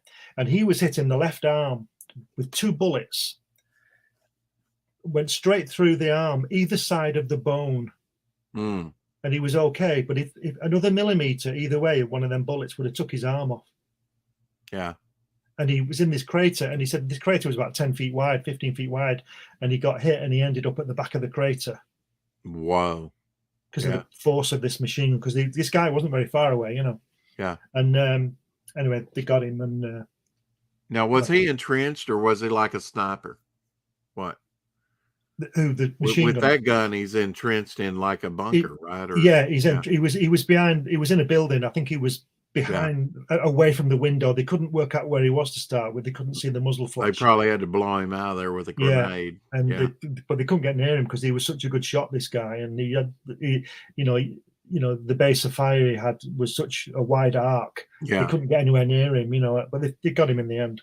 Well, if there's any war that I wouldn't want to be in, it's World War One. Yeah, that was a meat grinder. Yeah, you know, trench warfare, and that must have been awful. Mustard gas, and you know, so many the invention of the tank, and well, that mustard gas must have been really scary because you could see it creeping towards you, couldn't you? You can make your own mustard gas in your house, but I don't recommend it. A little ammonia, a little bleach, and you got mustard gas right there in your. I tried that once. Huh? Burn your lungs out. Yeah, I tried that once in the commode. You know, woo, flushed it real quick. Good thing, because I finally saw a thing on it saying, "Yeah, this is how you make mustard gas," and I was like, "Wow, I made mustard gas." Yeah, it's crazy. Yeah, crazy. I mean, the Germans first came out with that, and then the winds carried it back on them. Yeah, more than one. Yeah, it was yellow, wasn't it? They'd see it coming, wouldn't they? So then they had to work on the delivery system and everything. Well, didn't they stop using it after a while because of that? They couldn't predict the wind, could they? So they stopped using it because, like you say, it used to come. Oh yeah, they had to work on the delivery system for it. Yeah. Could you imagine? That the first time those Germans saw those tanks coming at them? Going top speed of about 8 miles an hour. Yeah, but they'd never seen anything like it. Nobody had ever seen anything. Did you hear about the King? Did you hear about the King? There's a piece of film. Actually, the anniversary of that was about 2 days ago, Glenn, when they first used the tanks on the battlefield. So that'd be what, 107 years ago, would it be? MacArthur and who was your prime minister? I'll think of it. It's early in the morning. Churchill met on the battlefield. He wasn't prime minister then. I know, but they met that's how they met, was on the battlefield. Yeah, MacArthur and Churchill. There was taking fire. There's a film of the King. I don't know if it was George V or something, of the King, and this is on film. The tank is new. The tank is new, and it's still top secret. And the King was invited to see this machine, and he was told that it was bulletproof. The Germans couldn't stop it. They had nothing to stop it. And he had you know what a Vickers machine gun is? It's a heavy machine gun with a belt. Yeah. And the King, you see this film of the King shooting at this tank. You know, they're that funny shape, aren't they? He just fired. It's coming towards them, and they fired at it with this machine gun, but it didn't stop. Yeah. Then the film stops, but the tank at the time didn't stop, and the radio in it saying, "Okay, stop," and it didn't stop, and it carried on until it crashed into something and stopped. And when they got inside, all the crew were dead, and that was when they realised that when the bullets were hitting the side of the steel wall, the fragments inside were still carrying on. So that's why they make them double hulled, as it were. Yeah, like a submarine. Yeah. So when he's firing this machine gun, there's really the King killed the King. Crew. The King killed the crew. Yeah. Wow. And he was absolutely devastated, because you would be, wouldn't you? Yeah. But they'd be killed by all the fragments, because he unloaded this entire belt on the side of it, and they just died. So the bullets were penetrating the armor, or was it? No, the bullets were hitting the armor, but it was only thin, and the fragments on the actual steel wall were fragmenting into the cabin. And ricochet. Yeah. So the bullet. Yeah. The side of the tank was stopping the bullets, but the other side, the fragments were coming out. Yeah. And just going everywhere like a grenade, just and they just killed them. I think there's about 4 guys in there with it, you know. Wow. Yeah. So, I guess they honored those 4 guys pretty well. I hope so. Right? Yeah, I don't know. It's either that or covered it up. That's crazy. Yeah, Absolutely I'd never heard that madness. story. Yeah, madness. Yeah, Just but crazy. I mean, they got bogged down in the mud. It wasn't, Yeah. you know, it's slow moving, and of course the Germans came up with their own version. I'm going to say it took them about 6 weeks. I think they captured one and then just made their own. Yeah. So crazy. Then you got flamethrowers and all that. Flamethrowers are bad, aren't they? Oh yeah. Yeah. They're bad. They're bad things. Yeah. So anyway, let me tell you. Sorry, go on. War is hell. Yeah. This particular drawing here, that my dad found his brain gun. Okay. That artwork.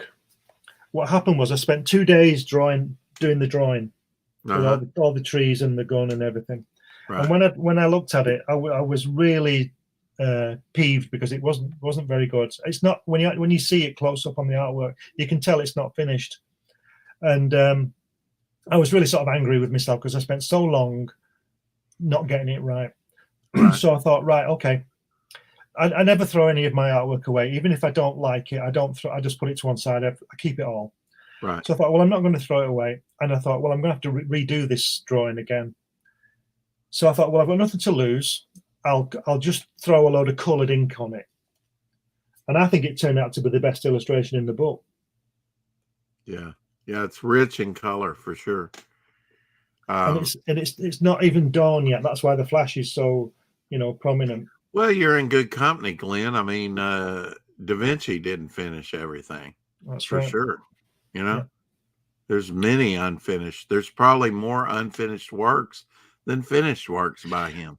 Yeah, well, he wasn't really a painter, was he? He was an inventor, really, wasn't he? He was just good at painting as well. He didn't do that all the time. I think he made his money doing his painting. Right. But he used to invent. I mean, he invented hand grenades and helicopters, didn't he? Yeah, and I think he would lose interest. He would take a commission and get it halfway done and then run off with the money. He had a parachute, didn't he? He devised a parachute. Or what would become it was a parachute. triangular. Yeah, but he saw, and the helicopter, he saw an oak seed. Yeah. With this spin around when they come down. Brilliant. Right. But he was pretty good at painting as well. He was observant of nature for sure. Yeah. I guess he was one of the first true naturist. I don't know. What's the word? I don't know what the word is, but I know what you mean. I would go with that. Yeah, sounds good to me. Yeah. He was very observant. And then, of course, he dissected cadavers and he did, muscles and ligaments. And, he used to get people to dig them up and fresh and bring them to him. So it's a bit dark. Frankenstein confirmed. Yeah. Yeah. Before Frankenstein. 300 years before Frankenstein. Yeah. And wrote backwards in color. Yeah. Kind of like Galileo had, he was, because they burn you at the stake for, it's heresy, right? Well, that's the Last Supper painting. There's somebody missing, and they think it's Mary Magdalene, don't they? Can you believe? Speaking of the Last Supper, now this was done centuries ago, but they cut Jesus's feet off to make a doorway. That's how much they thought about that painting. Well, have you heard of Dan Dare? Comic. Yes. Well, that was by a guy called Frank Hampson. This is relevant to what you just said about cutting the feet off. A friend of mine, that was published by, I think it was IPC magazines, and a friend of mine is a comic art collector, and he knows people in the business. And probably about 40 years ago now, IPC or whoever published Dan Dare and Lion Comic and all the British comics, they were moving premises, and they had a vast archive, and there was literally 2 skips outside their door. A skip, a dumpster. Yeah. Okay. Thanks for explaining that to me. Yeah. And his friend rang him up and said, "Oh, you get down there, you can just have this artwork, just take it." So he got all this stuff out of the dumpsters, and he went into the archive, and the door was jammed open with a piece of card, right? So he could get this artwork out. Anyway, when he came back, he stubbed his foot on the card, and it came out, and it sort of half opened up, and it was a It was an original page of Dan Dare from 1958. Wow. That somebody got to and folded it up to push under the door to stop it closing. So work that one out. But a similar story to that is when I went to see Jack Kirby, on the wall, he had a framed original art of Fantastic Four 100, you know, the one with all the characters on it. Yes. And it had been ripped in half. And I've got a scan of it. You can see the rip. And Ross Kirby told me they've had it professionally restored because when they got it in the post, it had been ripped in half. Wow. To fit in the envelope. Oh, crap. Yeah. Wow. Is that how they return artwork? Fantastic Four 100 cover. What the hell? Ripped in half, yeah. Just because they didn't have this envelope size. They How just put disrespectful is that? Yeah. Here's your art back. Phew. Yeah. But they had it redone. You can still see you can see it across the middle. If you look closely on the scans of it, you can see So I missed it, Glenn, and I'm not going to go watch this on replay. What was your point about the missing feet? The missing Last Supper missing feet. Oh yeah, there's if you look at the painting and Jesus is in the middle. There's a guy to his right, and he's looking up. He's obviously looking at someone, and there's a gap between Jesus and this guy, and there's a gap, right? And they think it was Mary Magdalene because it's thought in some circles that Mary Magdalene might have been Jesus' wife. Yes. And that's one of the reasons. And then she's made out to be a prostitute, but one of the reasons for that is the theory is, I don't know, that they couldn't have him married, so they made her the worst she could be. Yeah, a lot of that comes from the Gnostic belief, but now the what was I thinking about Mary? She's mentioned, I think, 7 or 8 times in Scripture only, but it was from where she was, almost like Leonardo da Vinci was not his last name; that was where he was from. Yes. Same thing with Mary Magdalene. You know, their prostitution was a little bad there. I guess I don't want to say rampant. I wasn't there. Probably just like it is today. Yeah, well, I mean, it's everywhere, right? It's the oldest profession in the world, they say. Nothing new, is it? Nothing new. No, the oldest profession is lying. Yeah, I got what JV said. Yeah, the Last Supper painting's inaccurate because Judas left before the bread and wine were served, or the bread. Yeah, exactly. Where he said, "Take and eat." Well, I don't know. No, I don't think so. I think Judas had bread. I mean, you take your bread and you sop it in. Yeah. I mean, it's the Seder meal. So there's bread there from the very beginning now. And there's different stages to the meal. It goes quicker than you think. Of course, it probably went. They actually ate the lamb, though, didn't they? I've got no idea. Or a shank bone. Yeah, I mean, today you serve it with a bone. Of course, you don't eat the bone, but it's just representational, you know. But yeah, have you never sat down to a Seder meal, Glenn? No. You should. You should experience that. Well, I know you're not Jewish, but I'm not either. But you know, it's interesting. You know, I'll give it a try. That. Yeah, it doesn't take long. You know, it's quicker than what you think. Anyway, yeah. Freaking Judas and his silver. Yeah. Did you know that they made Phantom Stranger out to be Judas? Right. In the comics. You know, he's got this like medallion bracelet, or not bracelet, but necklace around, you know, the newer, I guess. And it was quite an interesting story. It was a story arc called Trinity of Sin. I read it and I thought that was kind of interesting, you know, because he's a character that I hadn't realized till a couple of years ago that he went back in National Comics or DC Comics back in the 50s. He was a character back in the 50s for DC. Right. So he's one of their older characters, really. One of his older. I just assumed for a long time he was a Silver Age invention, but apparently not. Or were you? I probably asked you this before. Were you a Marvel or a DC guy? Marvel. Yeah. I've still got the very first comic that my brother brought home, Strange Tales 136. It was. I still got the actual issue he brought home, and I was talking about this morning actually with Randy and Russ Leach.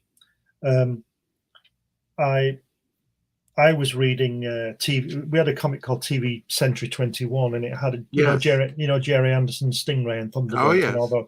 It was a vehicle for those strips, and I was reading those. I was only 10, and my brother he was older than me. He brought home Strange Tales 136, and he said, "Look at this," and it just blew me away. And then on page 4 of that comic, there's an ad for a Fantastic Four, Thor, Spider-Man, and I said to him, to Martin, my brother, I said to him, Did the shop have these as well? And he said, yeah.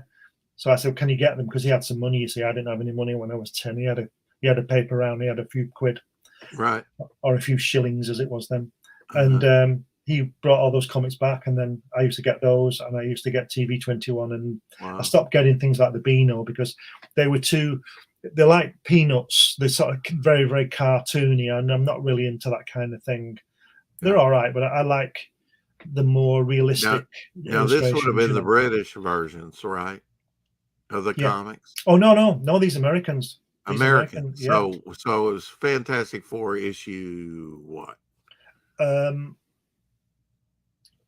I'll tell you just a second. You still have it? Yeah. Oh, I'm giddy now. Now, this. When I get back, and he has it at his fingertips. It's not far away. This I'll show you. This is the actual comic from September 1965. Now we get to see. Right, and look at that. That's how well read. We get to see how.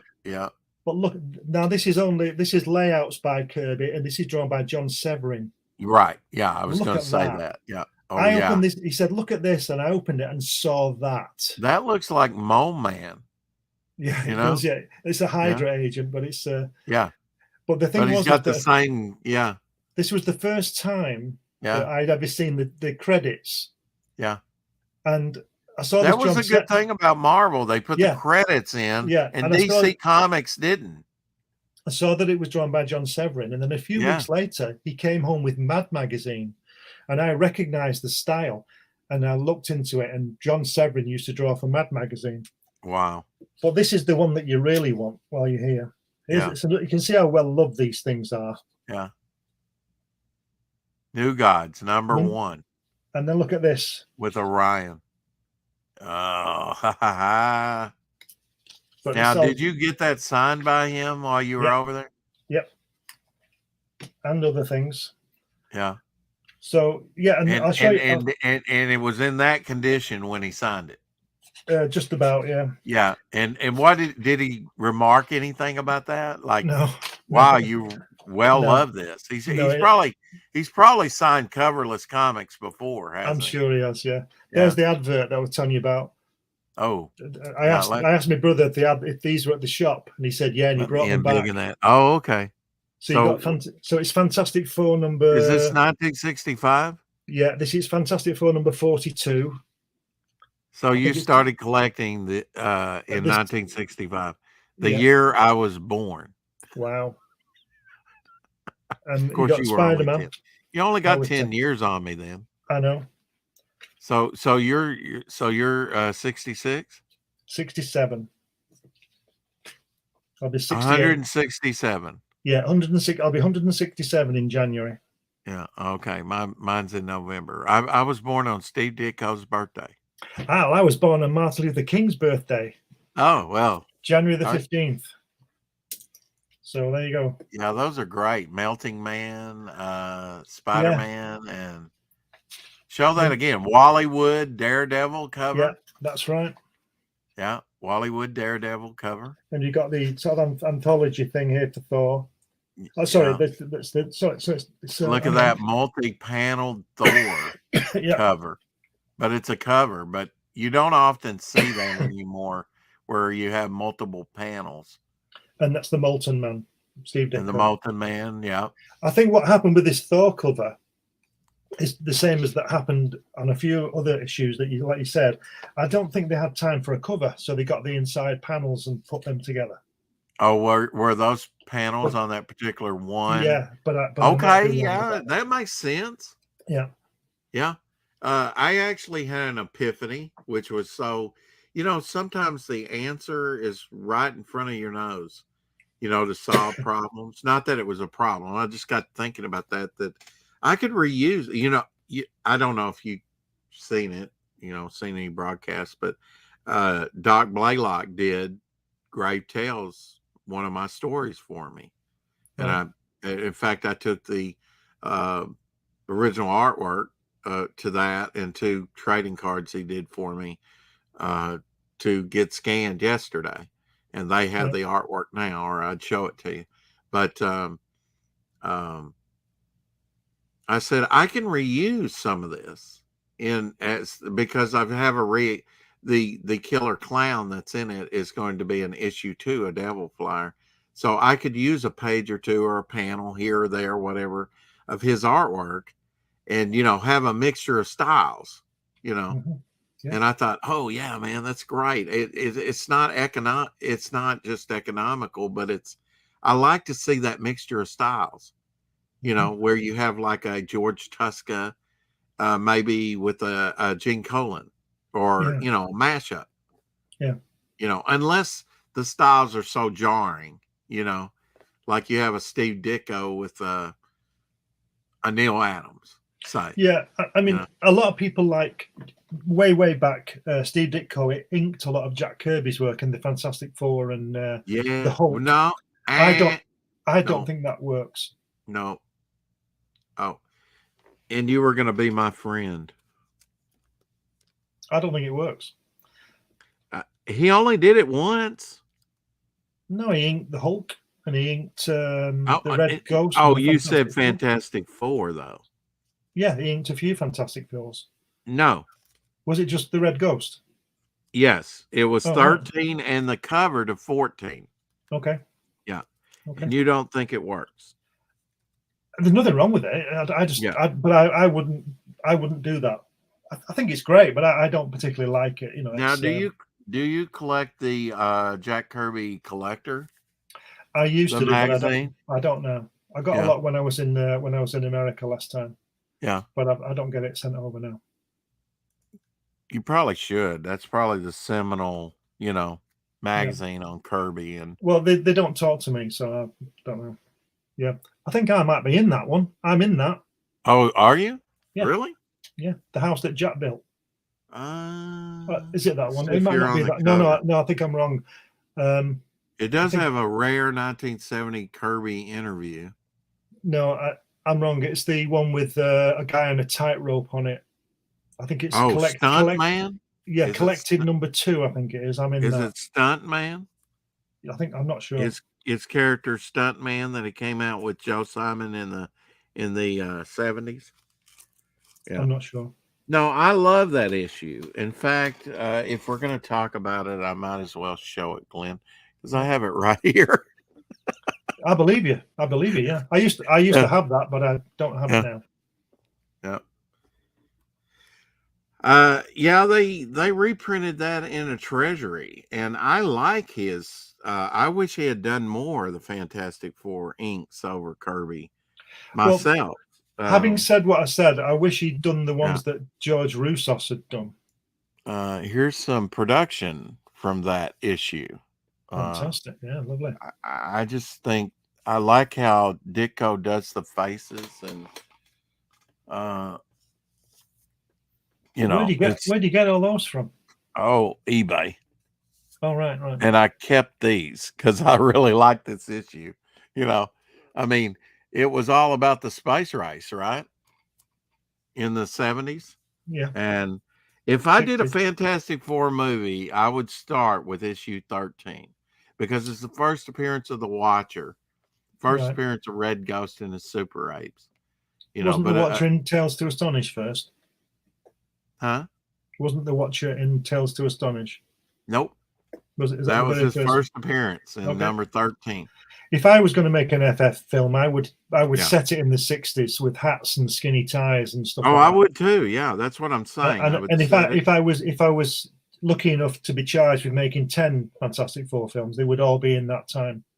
Well, see, remember Reed touches one of the Watchers in that story. He touches one of his devices and it kind of warps his head or something wild goes, and he's like, yeah, you don't need to touch that. There's some dangerous stuff around here, So there was more to the Watcher. I haven't read all those Watcher, the ones you're telling the tales of the Watcher. I was going to ask you if that particular issue had a Watcher backup story. I have a production piece to one of those too, with the Watcher on there. Kind of like those, just like those. But wasn't the Watcher in Astonish or Suspense one of those comics? Wasn't he? I think he was in Tales of the Watcher. It was called. He might not have been. Yeah, in, right. He was telling you the story. Yeah. I wish they would just do a collected volume of that, and maybe they have, but I'm unaware of it. But I would definitely like to read that Watcher stuff. Yeah, there's a great one of the guy who's in black and white. Have you seen that? It's fabulous. There's this alien race, and they're looking at Earth on the big screen. And on the big screen, it's a black and white screen, right? And they're watching us, and they see how we're really weak, and they're talking about taking over us and robbing all the gold and doing all this. So they send one, and they can shapeshift, right? Right. So sounds this like guy, scrolls. this guy gets sent to Earth, and he shapeshifts to look like a human. Because they want to do a bit.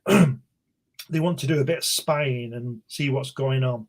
Anyway, he's walking down the street in Manhattan, and everybody looks at him. They all start laughing at him. So, and then it shows you him, and he's in black and white because the screen they're looking at is black and white, and they think we're in black and white or shades of grey. Oh, that's so he stands out. So then they think that I think they leave him there, and they're back at home. The aliens say, "Oh, we're not going there. They're too smart for us. It took them 5 minutes to work out we were there, so they must be really clever." But it's because it's black and white. Do you think that Stan Lee was hedging his bets because Ditko and Kirby? I mean, Kirby was inked a few times. More than a few times in the later Atlas before it became Marvel, with Groot and Fin Fang Foom and Zax and all those monsters. Do you think Stan Lee, as some people have said, was hedging his bet with the Thing in the Fantastic Four, making him monstrous, putting a monster in the book? I don't know, but my opinion would be that around that time there was a lot of monster books, and I think they thought they needed a monster in the. That's book. What I'm saying. Yeah. So he's kind of hedging it. Yeah. Yeah. But he made it sort of a family unit, squabbling family. In the early ones, as I remember, didn't he fancy Sue? And a bit of a rival for Sue. Oh yeah. Had them fighting in World War II together. Either that or Korea. I can't remember. It was World War II because he fought with Nick Fury, didn't he? He knew Nick Fury. Howling Commandos, yeah. Yeah. So you see that's another thing with Nick Fury. It doesn't bother me that he would now be 100 years old. Just have the guy 40, in every film. Just don't move the timeline of the character. Yeah. You can introduce all new flying machines and things like that, but don't have it now, because you've got to make him 300 years old. I'd set it all in the 60s. I really would. There was a great story that came out in the 70s where the Fantastic Four were, I think, hit by like a scroll. The scrolls. Yeah. A scroll ray. And it was slowly aging them. And by the climax of the story, they were aged. They were about to die of old age, literally. and yet they got renewed somehow at the end. I can't remember how, but and I thought that's brilliant. It was interesting. Reed would stretch and go, "Oh, the pain!" From getting older, he didn't have the elasticity, and that's what happens. But over time. But I thought it was, and so they renewed these old characters, and they said, "I think we're even younger than when we got our powers." So they did that and turned back time, so they get another 20 years out of them or whatever. I thought that was a great storyline. It was a great story. I say it myself, but I had a great storyline. I wrote and drew about 6 pages of this and submitted it. I never heard anything, so maybe it's that bad. But about the FF, and when John Byrne was doing the FF in the 80s, Sue had another baby and she retired, didn't she? Right. And Reed Richards went out there. Well, it was that, and it was a story about the cosmic cube, and I did my own retro, or whatever it's called. Do you remember in Tales of Suspense when the Red Skull is on the little island with Captain America and he drops the cosmic cube? Yeah. Well, I had it from there, but the cube. This story starts off with this shield tanker picking out the cube out the sea, but it's the size of a house. So what they do is they get this thing on board and it zaps them all and sends them all crazy. So they get in touch with Reed Richards to go back in. He's retired with Sue. They've got a couple of kids. And Nick Fury goes to see him, and Sue's upset, don't want him to go, and that's as far as it went. But I've still got it in the archive somewhere. Wow. Yeah, the Tesseract, as they call it in the Marvel movies, the cosmic cube. Yeah, I guess that was too cartoony. Hell, Tank Ferret, good to see you. Yeah, he always says that. He always says that. He's an ex-military guy himself, can you tell? Yeah. Well, I've been called some things, but never that. not together, anyway. Yeah, not in the same wording. No, not in the same line. Yeah. So, what was your favorite? Was it Fantastic Four? Was it Thor? What was your? It was Fantastic Four and Thor when they went cosmic. Yeah. Galactus and Kirby did cosmic, didn't he? I mean, yeah. Now Jim Starlin goes cosmic too. Yeah, well, I've had this conversation with you before. I let's say this. I was really disappointed when Jim Starlin took the character him. Yeah. This god who was more powerful than Galactus person, and turned him into a regular superhero with a costume. Yeah, I've not read that, but I kind of started collecting, and that was, of course, it was linked with like the Avenger annuals and stuff. So I did know the him persona per se at that time. So I did enjoy it. I especially liked it when he died and his soul was in his soul gem that he used to have on his brow. I thought that was genius. And then when Thanos was turned to stone, it was just. I don't know any of that. Yeah, I stopped reading by then. Yeah, but I just wish people would leave things alone. I mean, Jim Starlin's great, but I just wish he hadn't done that. However good it is, it might be really good. I've never read it. I just won't read it. I just don't understand why he had to change that character into his character. Why couldn't he just produce his character? Convenience, probably. Yeah. Well, that's not good enough, is it? Well, I mean, in copyright, they didn't want to, have to copyright a new name or. Why not? It doesn't cost anything. Yeah, right. Well, it doesn't cost anything to copyright. As soon as it leaves your pencil, it's copyright. Now, is that not, if you're God, of course, not with a big G, but if you're sort of a demigod, and you're like Superman, you're too powerful, aren't you? Yeah, well, I was going to write a book about Superman. It was Superman with a question mark, and I'm not going to do it because of the copyright reasons, and I don't want to sort of spend the 6 months writing a book and then nothing comes with it. And the premise is that Superman, the reason he has his fortitude of solitude is because everybody hates him. Yeah. Imagine how the Russians would feel if America had Superman, which they do. Yeah. or if the Russians had Superman, and think how the United States would feel, everybody would be scared because you can't kill this guy and he's an alien. You don't know what he's going to do. They've actually done where the Russians had him. It was called Red Sun, and he was like a communist and kind of a villain. Yeah. Well, I'm out of the loop, but that was my idea. And I was going to write. They even animated that one. I was going to write it as a prose book because I've long learned that I can't spend a year doing an 80-page graphic novel. Well, what I'm saying about Superman is he's almost too powerful, isn't he? I mean, only magic and kryptonite can affect him.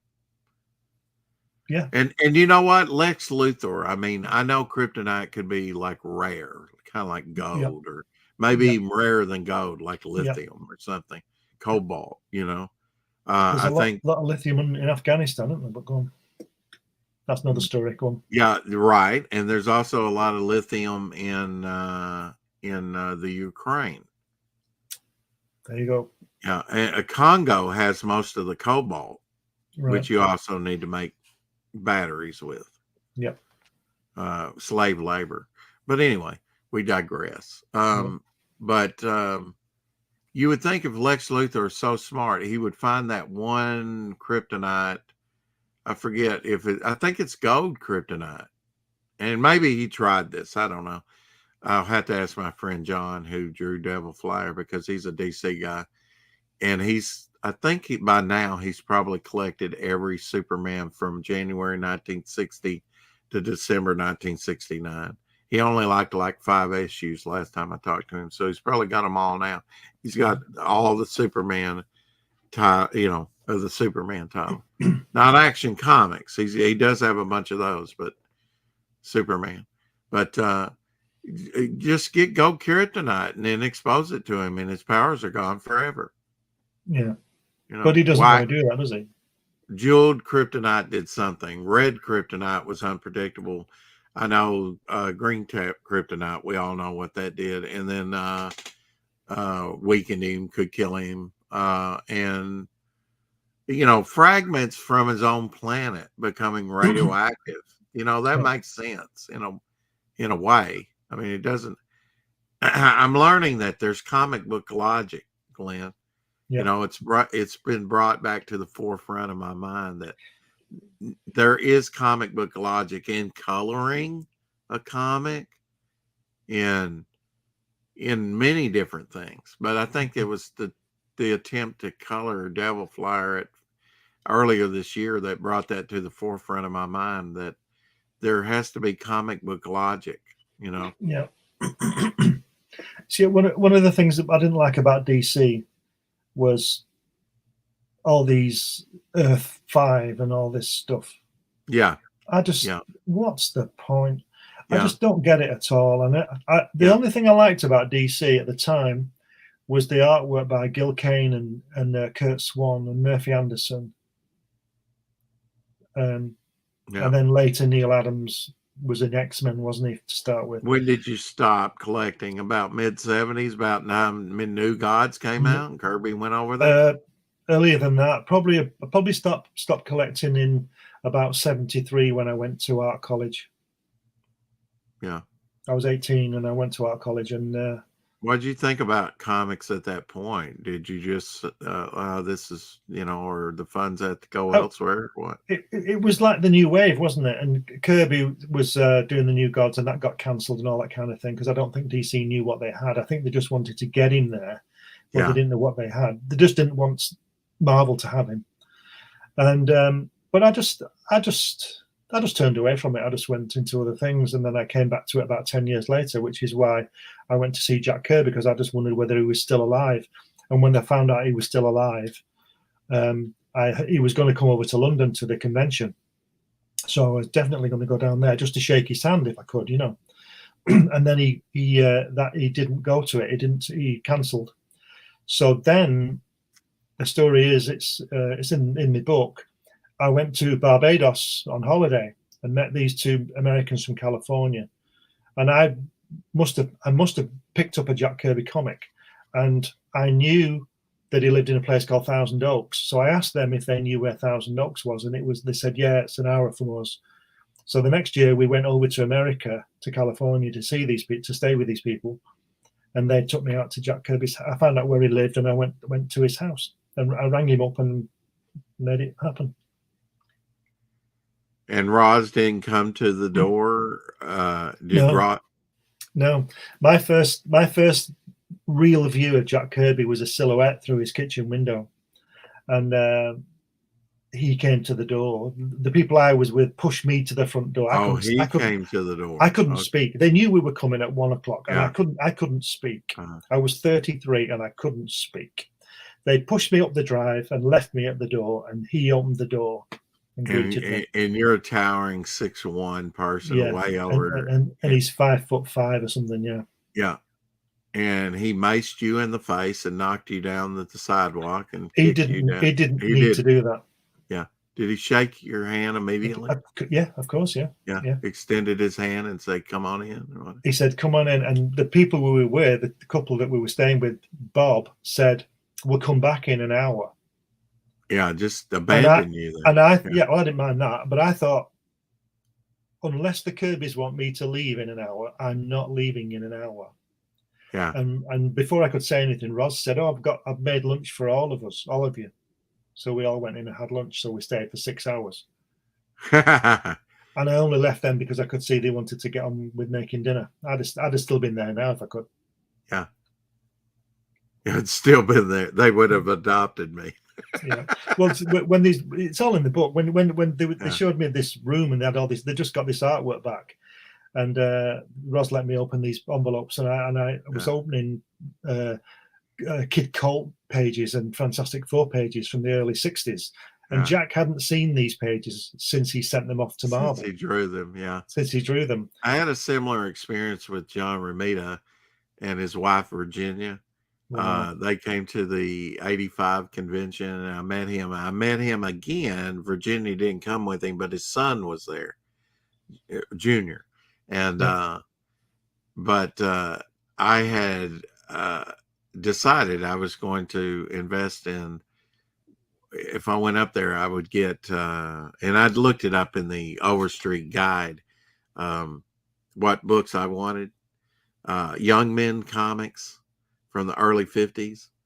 And Romita had drawn the Bucky and Captain America story in those.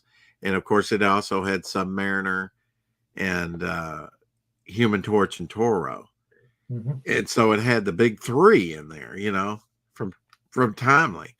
And so I was fortunate enough to buy 4 of those. There was only 5 issues that had them in there. It had formerly been like war, maybe Western. I don't know. It was one of those books that kind of changed over time. But for 5 issues, it went with superhero. And I noticed that in the credits, like you said, Jazzy, it didn't say this, but I mean, he, Stan Coe would call him like Jazzy John Romita or something like that, and nicknamed him in the 60s. But now this is early 50s stuff. And I wanted him to autograph them. So he opened it up and he was going to autograph it like, old style, not on the cover, but inside with his story. And he did, all 4 of them. And he said, "Oh, look, Virginia, this is when we were dating." And he hadn't seen those pages since he drew them in the 50s, early 50s. Some of the very first stuff he had done, I know he was drawing in the 40s, but I mean for Marvel, for Timely, but it was cool just to see him flip through that and just have an experience, wow, I haven't seen this, and to see his style and how it changed, really changed over time. And he's 92 now, isn't he? Yeah, amazing. I suppose he's probably still working at home. He's a great artist. Somewhat. Do you know? I'll tell you something now. This'll. If I start crying, you'll understand. I had the chance, nearly 40 years ago, to purchase the splash page from Spider-Man 50, Spider-Man No More, and I didn't. And that's all I've got to say about that. Well, I have a friend. He had a chance at the probably 20 years ago to buy, and I didn't even know it existed, but all the pages, not the cover, but all the pages to X-Men #1 for $10,000. It would have took all his money to do it. Now that would have been $7,300 a page. I think I worked out 73 or $7,400 a page for Kirby artwork. It's worth more of that now, but I mean, just think about it. And he didn't want to do it. He hesitated. He didn't want to do it because he thought this will take all my money. And I was said, you know, he's stupid. He should have taken that deal and went home. Wow. You know, or stuck around and been penniless, even if you had to max out your credit card. But he didn't do it. So it did sell that day to someone for $10,000. Then they turned around and sold it for $20,000. Then they told her same day. Then they turned around and sold it for $50,000. Then they turned around and sold it for $100,000, and it left the building. I think actually that 17. I don't know. I'd have to figure it out, but it was he could have bought that artwork for $10,000. It'd be about $500 a page, wouldn't it? 20 pages, 10,000. Needs to be more than that. Oh no, $5,000 a page. Is that right? No, I'm not very good at maths. Whatever it is, he should have got it. Whatever it is. He should have got it for $10,000. Definitely. It sold that day for $100,000. Wow. You know, and it could have maybe went higher. I mean, there's only one. I mean, so sometimes you look and you know what you have, and sometimes you don't, you know? Yeah, I was right. It's 500 page, 20 pages, 500 and you would get how much? 10,000. Yeah, 500 a page. Yeah. Yeah. I mean, why not? Who would take that out the deal? I don't get it, you know? I don't get it. Well, I don't know. It just blows my mind to this day that he didn't do that. Well, I'm going to put all my artwork up for sale soon. I've got thousands of pieces, and I figure it might buy me an aircraft ticket somewhere. Yeah. Well, now you talked about it, a trip to where your dad had been, right? Yeah. Yeah. So maybe a little sliver of that can go to that. Yeah. Yeah. Yeah. Now, what kind of artwork are we talking about? Hatch? What else? Everything I've got, which obviously I don't know what you've done. Well, I know. I'm just saying. One of these blissfully ignorant people. You know, I don't know as much as Pops or Doc or, you know, about your history. They've not seen most of it. They've only seen Hatch mainly. People think I only draw Hatch, but I don't. Yeah. I do portraits. I do all sorts of things. I'm glad to hear that you're more diversified than that. You endeared yourself to me by liking, you know, doing what you're doing, like you say, modern art. You know, I like Jackson Pollock, and I don't care who knows about it. Yeah, nothing wrong with that. Yeah, yeah, I like all art. You know, it's most of it. And I like what came out of that movement, like Franz Klein and other artists like that. The painters, I like Klimt, you know, and all that kind of stuff. And I'm not keen on Van Gogh and those, but if I could afford it, I'd buy it because it'd be worth double next week. So I'd do the X-Men on it, you know. Yeah. But yeah, it's artwork is art. Art is everything. Music. Well, you've seen my color guide to Fantastic Four #4. I mean, I'm sorry, Avengers #4. Yeah.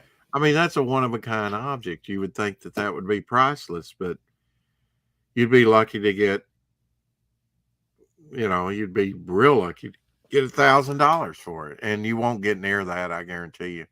Mm-hmm. Well, it's like your house. It's only worth what somebody will pay for it, isn't it? I would have sold for $6,000 bought pages. That's the future of collectibles. Pogs. 1G and Pogs, Dillard. Good to see you. Well, this has been an early morning coffee stream, you know? Wow. I just thought I would get on here and banter about, and I get on here with the great Glenn Fleming. You know? That's a great writer's name, you know, Fleming. I think there's been some famous Flemings. Yeah. People ask me the question, and the answer is always the same. But you know what? Western civilization, I find searches for the answer. But the sort of Semitic way is to wind up with more questions. Yeah, understand the question. Yeah. Yeah, understand the question, and you never quite get there. A good question should lead to another and another. Well, and the thing another. is, you see, the overriding thing is that, like you say, the West seeks the answer, the East tries to understand the question. So neither of them get there, do they? So it's the same thing, really, because lots of questions get the wrong answer, Mm-hmm. or And lead to wrong untrue. conclusions. Yeah. Wrong actions, wrong life choices. Especially in history. Look at how much history is written by the victor, isn't it? It is. So it's always going to be favorable for the regime that's sort of in charge at the moment. I always think, how history would have been written had Hitler won. Exactly, yeah. A lot of it would have been buried in a mass grave, I think. Yeah. Churchill would have been the bad guy and Hitler would have been a hero. It would be the same thing if ISIS took over the world. I mean, they go into the museums and they go, oh, the oldest clay tablet in the world, the beginning of civilization, and they smash it. That's what I fear for your country and France, frankly, is you have these no-go zones and things like that. I don't know about that, but I don't fear for England and France as much as I fear for the West, and that includes you, because they'll get there. Well, you're part of the West. Yes, I know. But you're an ocean away, but the people cross oceans, don't they? Yeah. So, and it's internal. It's like the Trojan horse. Well, so falls America, so falls the world in a way, because we've been since World War II. The world's been kind of. Yeah, but that's just an American view. We ruled the world for 300 years, and we're still here. You think we'll survive? Yeah. You do? I think there'll be a lot of trouble. I think there'll be a lot of trouble, but we will. Yeah, definitely. You think the U.S. will survive? Yeah. I think England will survive. Yeah. Well, I mean, before all this other stuff, current events happen, I would have said the number one is extremist Islam. And what I'm saying about the UK and the France is that if you allow so many in the country, their birth rate is so much higher, they will vote you out. Yeah. I can see the Eiffel Tower coming down under their regime in the future. They do. I can see the Louvre being destroyed. I don't think those things will happen in my lifetime. So I don't have children. So I not that I don't care. I don't think about that because I won't be here. Yeah. I know that sounds selfish, but there's not really a lot I can do about it anyway. But right. Because I always have this thing. There's two things I always say about politics. When was it ever any good? People complain about the incumbent, don't they? When was it ever any good? Right. And the other one is what you must understand, in my opinion, people should understand, must understand, but they don't. Somebody or something allows it to happen. Yeah. What's that Latin thing? Que bono? Who gains? Yeah. That's what you look at. And that is from Plato, 300 years BC. 300 years BC. And he's asking who gains. So it just shows you the more things change, the more they remain the same. Yeah. Well, I mean, it's the old story of Samuel, in the Bible of, they asked for a king. And he said, hey, they're going to take your sons to go off to war. They're going to tax you. They're going to lord over you. God, only God, and we're talking about that, especially in America, in God we trust. But, that's kind of went out the window. There was an interesting thing. Can I play it for you real quick? Yeah. Okay. Let me bring it up here. And I want to get your thoughts on this. I don't know how much you know about David Bowie. He's talking about, I thought this was interesting too, Glenn, just to deviate for a second. In 1913, 10-year-old Sarah Rector received a land allotment of 160 acres in Oklahoma. the best farming land was reserved for whites, so she was given a barrel plot. Oil was discovered there, and she became the country's first black millionaire. Good for her. That's the way it should be. Oh, that's great. That's so classic. You know, that's like Giant, isn't it? Jimmy Dean. When he has that crappy piece of land and he's got more money than you sons of Benedicts, he says, doesn't he? Now, what if Jimmy Dean had lived? What do you think he would have went on to do? I think he would have been possibly the greatest screen actor, along with Marlon Brando. I don't know about Brando. I just never, maybe, I mean, you're kind of in that time, I suppose. Not really. I mean, he was really in the mid 50s. Yeah. I was only born in the mid 50s, you know. I wasn't really noticing things like Marlon Brando. I'm sorry. I spoke out of turn. Very ageist, you Americans, aren't you? Ageist? Yeah. Yeah. Everybody tells me every day on these podcasts how old I am, like I'd forgot. Oh, they do me too, brother. They do me too. They call me docs. I just say they should learn. They should learn. Yeah. And they will. They will. Okay. Let me bring this up. Sorry, I had to find it. Won't take but a second. I've shown it before. Okay. But now the internet is only 5 years old when he's talking about. I've seen this, yeah. Oh, you have seen it? Yeah.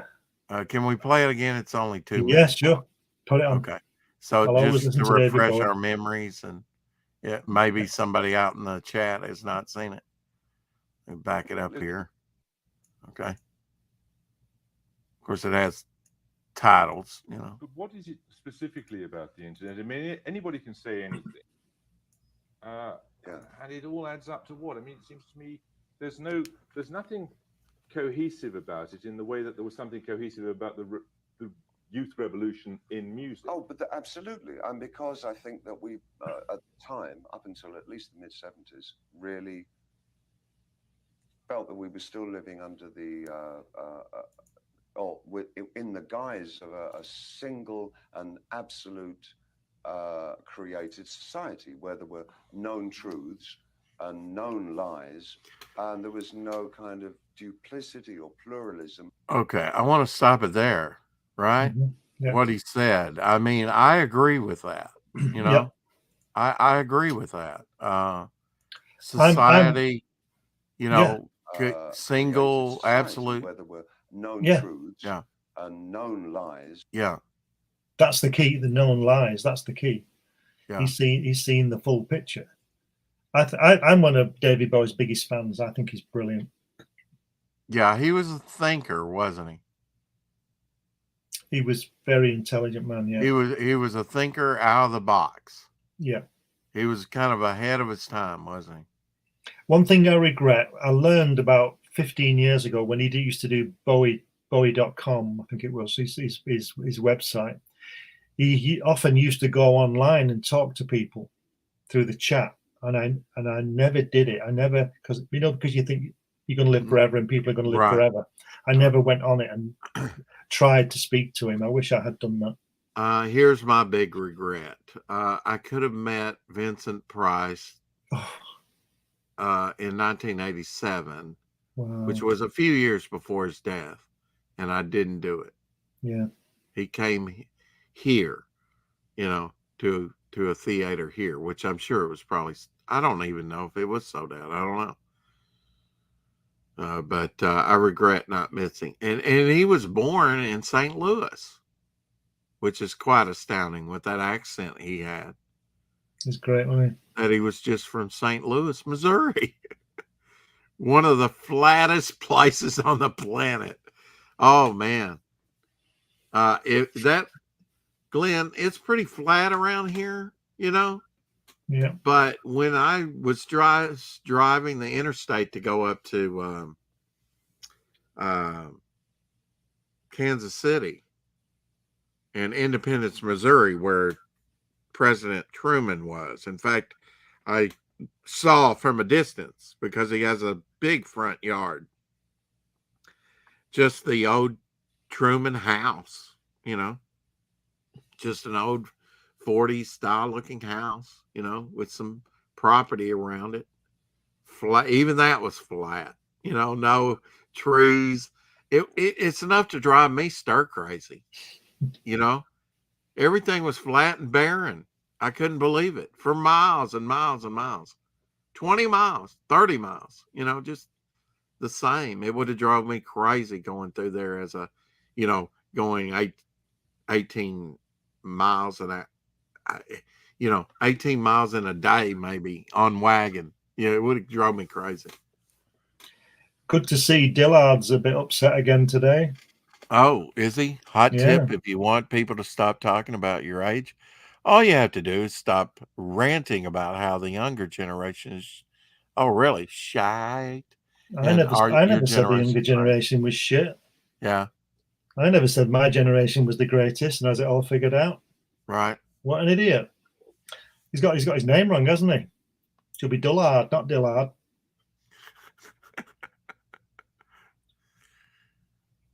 Oh, me. Oh, well, flat earthers. Well, is he a flat earther? No, not really. That sums it up, doesn't it? Is the world hollow?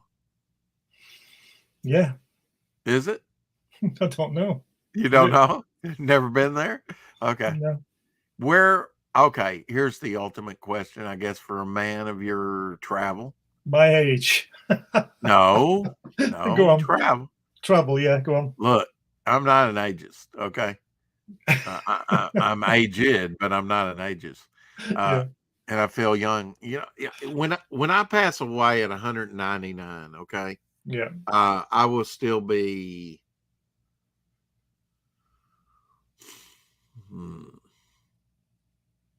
quite young. Go on. Travel. Yeah, at least late 20s. Okay. I don't want to, you know, I will at least be late 20s in my mind, you know. I guess that's when I got some footing, you know, maturity. What was my point? What was I leading up to? I don't know. You're talking about travel. Travel. Well traveled. Right. Is there any, thank you for that. Is there any place you would like to go besides the place your father had been? Yeah. Antarctica. Yeah. Oh, you had mentioned that. Yes. Yes. I'd also like to go to Japan. It used to be tropical, you know. Antarctica. Yes. The fossils are tropical. I can believe that. It just kind of moved to the bottom of the world and froze. If I could go anywhere, yeah, right now, it would be in Earth orbit. Yeah, I was going to say maybe space. In space, yeah. Yeah. But not just for the 15-minute suborbital thing. I'd like to. I would do that, but I'd like to go in. I'd like to get up on the space station. And, well, sit there for a while. If William Shatner can do it at 90, even briefly, surely you can. If what? Say it again. If William Shatner, Captain Kirk himself. Well, yeah, but he's got $500,000. I don't have that. Right. Yeah. If you and he's got $500,000 spare. Glenn, if I had $500,000, Glenn, if NASA came to you today and said, Glenn, we're gonna astound the world, and we want you to be there, just as like was it Sally Ride? It wasn't Sally Ride, was it? No, Krista McAuliffe. That was the teacher. Krista McAuliffe, yeah. And we want you to go. We want you to. You're not going to land on the moon. You're going to slingshot around the moon. It'll take, you know. Yeah. Nowadays, it wouldn't take 4 days like it used to, I think. Well, it probably would, because we've only got that technology that's worked. So we've not tested anything else, have we? Oh, okay. So you'll be back in 8 days, let's say. Yeah. Would you do it? Yeah. Yeah. Like a shot. Like a shot. Who wouldn't? Yeah. I mean, it's an experience of a lifetime, wouldn't it be? Yeah. And to think that 3 men did it twice. Jim Lovell, John Young, and Gene Cernan did it. Sat in a Saturn V rocket twice. They're the only 3 people to go to the moon twice. And have you seen? 2 of those walked on it. Have you seen Earth to the Moon, narrated by Tom Hanks in like 2004. 17 episodes, an hour long. Yes, I have seen it. Yeah, and one's focused on the women that are left behind, their wives. Yeah, yeah. I've seen that. Yeah, I was so fascinated with that, I almost burned my retinas. Yeah, watching it. I watched it all 17 hours straight. Made that's myself the way sick. to do it. I could not put it down. Yeah, I was particularly sad. I did not realize that Neil Armstrong on a prior mission almost burned up in orbit. Yeah, with Dave Scott at Gemini 8. Yeah. They should have been going up for 3 days. I think they were for 8 hours because one of the thrusters got stuck and they were rotating something like twice a second or something. They were almost passing out. And what they did was from the G-forces. Yeah, they'd docked with an Agena docking target. And when they docked, all the systems went crazy and they separated. But when they separated, to their horror, it wasn't the Agena, it was them. So they had to do whatever they had to do with these commands and things and fire the thrusters. But they were spinning at twice a second and going faster and faster and faster. Yeah. They would have passed out if they hadn't have managed it. And that, of course, because the changes they made were so radical, it initiated an automatic re-entry. But they nearly died, yeah.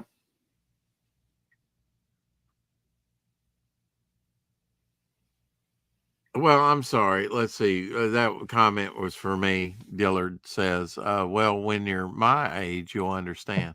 As a debate argument. Then he gets mad and calls people Hitler when they disagree. It's all in good fun, Dillard. We're all friends here. We're all having a good laugh. Yeah, a good romp. Yeah. Yeah. We're all friends, really. Yeah. Yeah, so Neil Armstrong nearly died. He nearly died when he ejected from the flying bedstead. Have you seen that film? Oh yeah, when they're doing the testing. Yeah, and he ejects and his parachute takes him back into the flames. Yeah, because he was a test pilot. He was, yeah. Yeah. And most of them were, I guess. Right? They all were. All the Apollo astronauts, apart from Jack Schmitt on Apollo 17, he was a geologist. Yeah. Do you know the last man on the moon, Gene Cernan? Yes. I interviewed him many years ago, and we were talking. And do you know what he did? Apollo 17. He trained for nearly 2 years, Gene Cernan, with a guy called Joe Engle. And Joe Engle was his lunar module pilot. And they trained all that time, 18 months to land on the moon. And then the powers that be said, well, we're cancelling 18, 19, and 20. So 17 is the last mission. And the geology people want a geologist on. So they rotated Engle off the mission and put Jack Schmitt on. And Gene Cernan was really pissed about this. And he said, well, I don't want that to happen. And Deke Slayton said to him, if you don't let it happen, I'll rotate the crew with 18 to 17 and you won't go. So Gene Cernan said, okay, I'll give me Schmitt. And he gave him Jack Schmitt. Right. And he had in 6 months, Jack Schmitt went from only ever sitting on an aircraft, right? Right. To flying jet aircraft at solo. Yeah. As well as everything else he had to learn. Yeah. Those guys must never have gone to sleep. Yeah, I like the actor that played him in Earth to the Moon, and he left a gold bracelet that his daughter had given him on the moon or something, and I'll remember those words, he said, just as we were getting good at it, going to the moon, we stopped. Yeah. And wow, I mean, what a thrill to know that. And to this day, unless there's been secret missions, he's the last man that walked on the moon. Yeah. The last one to leave it. And he got to stay so much longer than Neil Armstrong or Buzz Aldrin ever did. Well, Neil and Buzz were on the surface for 23 hours and they only walked on it officially for 1.5. Whereas Apollo, all of the missions lasted longer than that, but they were on the surface for 1.5 hours. And 15, 16, and 17, they did 3 lunar excursions. All were around 7 hours each. So, yeah, and they didn't get to drive the buggy, which must have been a lot of fun.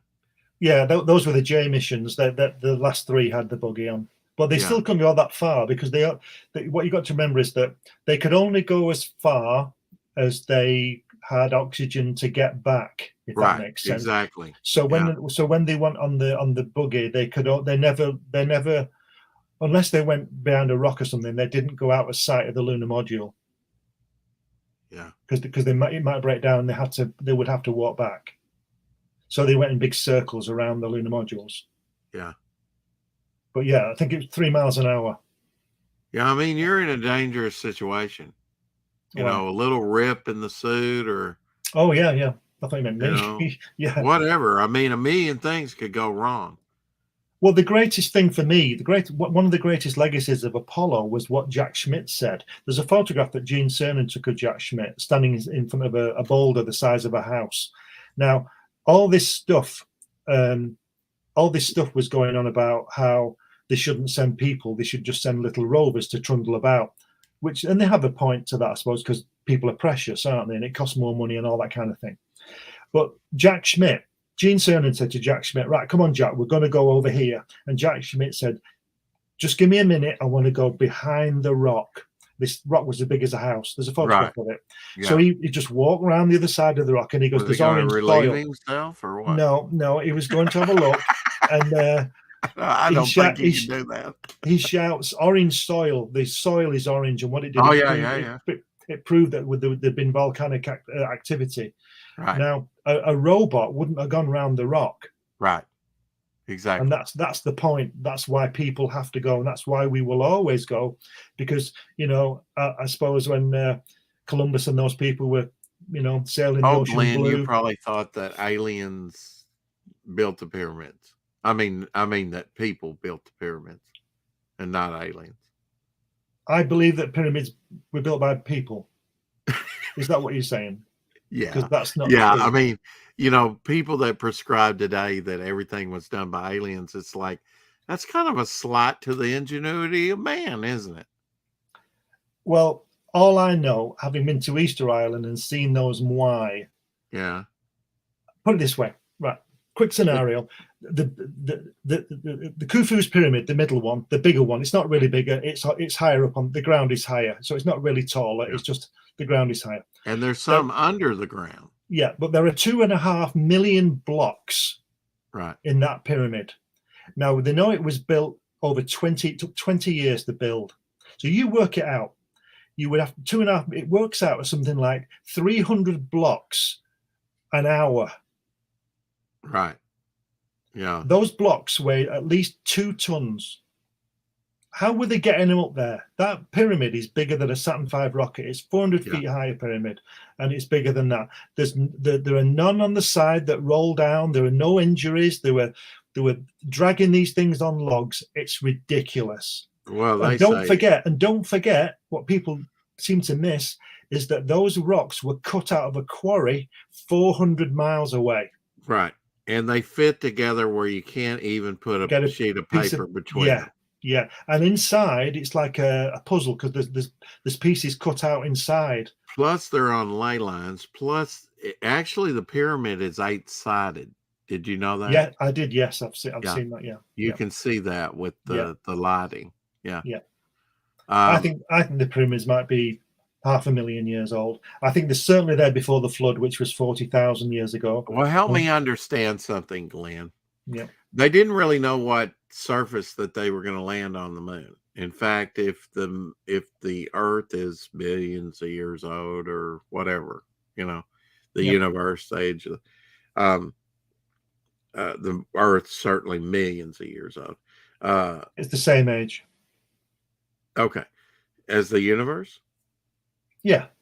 4 billion. Well, no, sorry, not the universe. No, the sun and all the planets are all 4.5 billion years old. All the stuff there is 4.5 billion years old. So every moon, every planet is 4.5 billion years old. But it's they've just evolved into what they are now. See, I'm one of these that prescribe to an earlier Earth, a younger Earth, because I have heard that they really didn't know what they were going to land on. And if you did the calculations, the space dust in all that time would be 17 foot deep.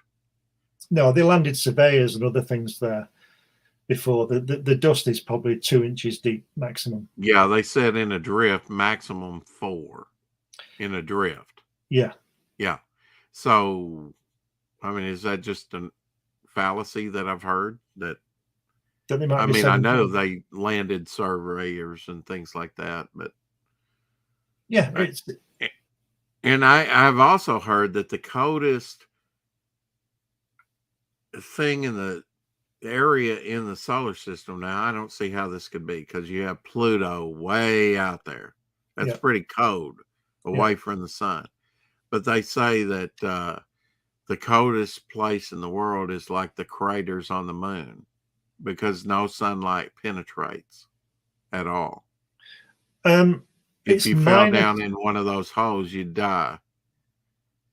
You wouldn't. No. Well, it depends whether you pop your suit or whatever, to smash your visor, but you wouldn't die. I mean, it's so cold, they say you couldn't survive. No, it doesn't work that way. When they're in sunlight, the astronaut, it's probably about 250 degrees centigrade when they're in sunlight. And they walk behind a rock in the shadow and it's minus 250 degrees. That's the extreme. So if you go in a crater, it's not going to be any colder than that, because that's the extreme ultimate. Because Tree Goblin says that people escaping the last ice age from Atlantis built the pyramids. Could be. Was their technology. Now, when it comes, we've had this discussion on here before. When going to the moon, Tree Goblin says it wasn't real. It was faked. Yeah. What do you say to that? You researched it. What do you say? If the skeptics. You can't keep a secret between 3 people. How are you going to keep a secret between 400,000 who worked on that program? If it was faked, somebody would. Well, yeah, but how do you keep 500,000 people quiet? Yeah, it wasn't faked. Exterminate. I would say that when you look at the Apollo 11 photographs of Buzz Aldrin coming out. I've always been skeptical about those photographs. They don't look. They look really nicely lit, and I think those might be fake. But they did go. Yeah, they went. Yeah. How do you fake something like that? That's right. Huh? No, I mean the photographs. On a set.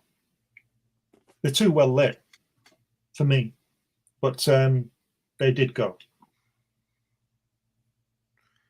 The moon landing was real, but the publicity surrounding it from NASA included fake material. Always be skeptical. Yes, of course. I are critical in your thinking. Yeah. Critical thinking. I mean, rational. Critical thinking. See, there are too many things when you talk to these. I've talked to a few of these astronauts who went to the moon, and there's too many things that they would be. They give you too much detail and too much. You can tell it's real experience when they're talking to you about things. Yeah. And I've heard people say they were hypnotized and blah blah blah. And no. Don't you think if it was fake, there would probably be a deathbed confession by now? Well, this is what I'm saying. You got 400,000. You got 400,000. We didn't really go. We didn't go. It was a fake. Yeah. So no, we went. Because if you have nothing to lose, you're going to die of cancer or something like that, and they might get your family, you see, so you don't say anything. Well, yeah. But yeah, we went to the moon. There's no doubt. Yeah. I think the bad part of it, of going to the moon, was not carrying on. I spoke with Charlie Duke, who was lunar. What would have been the benefit?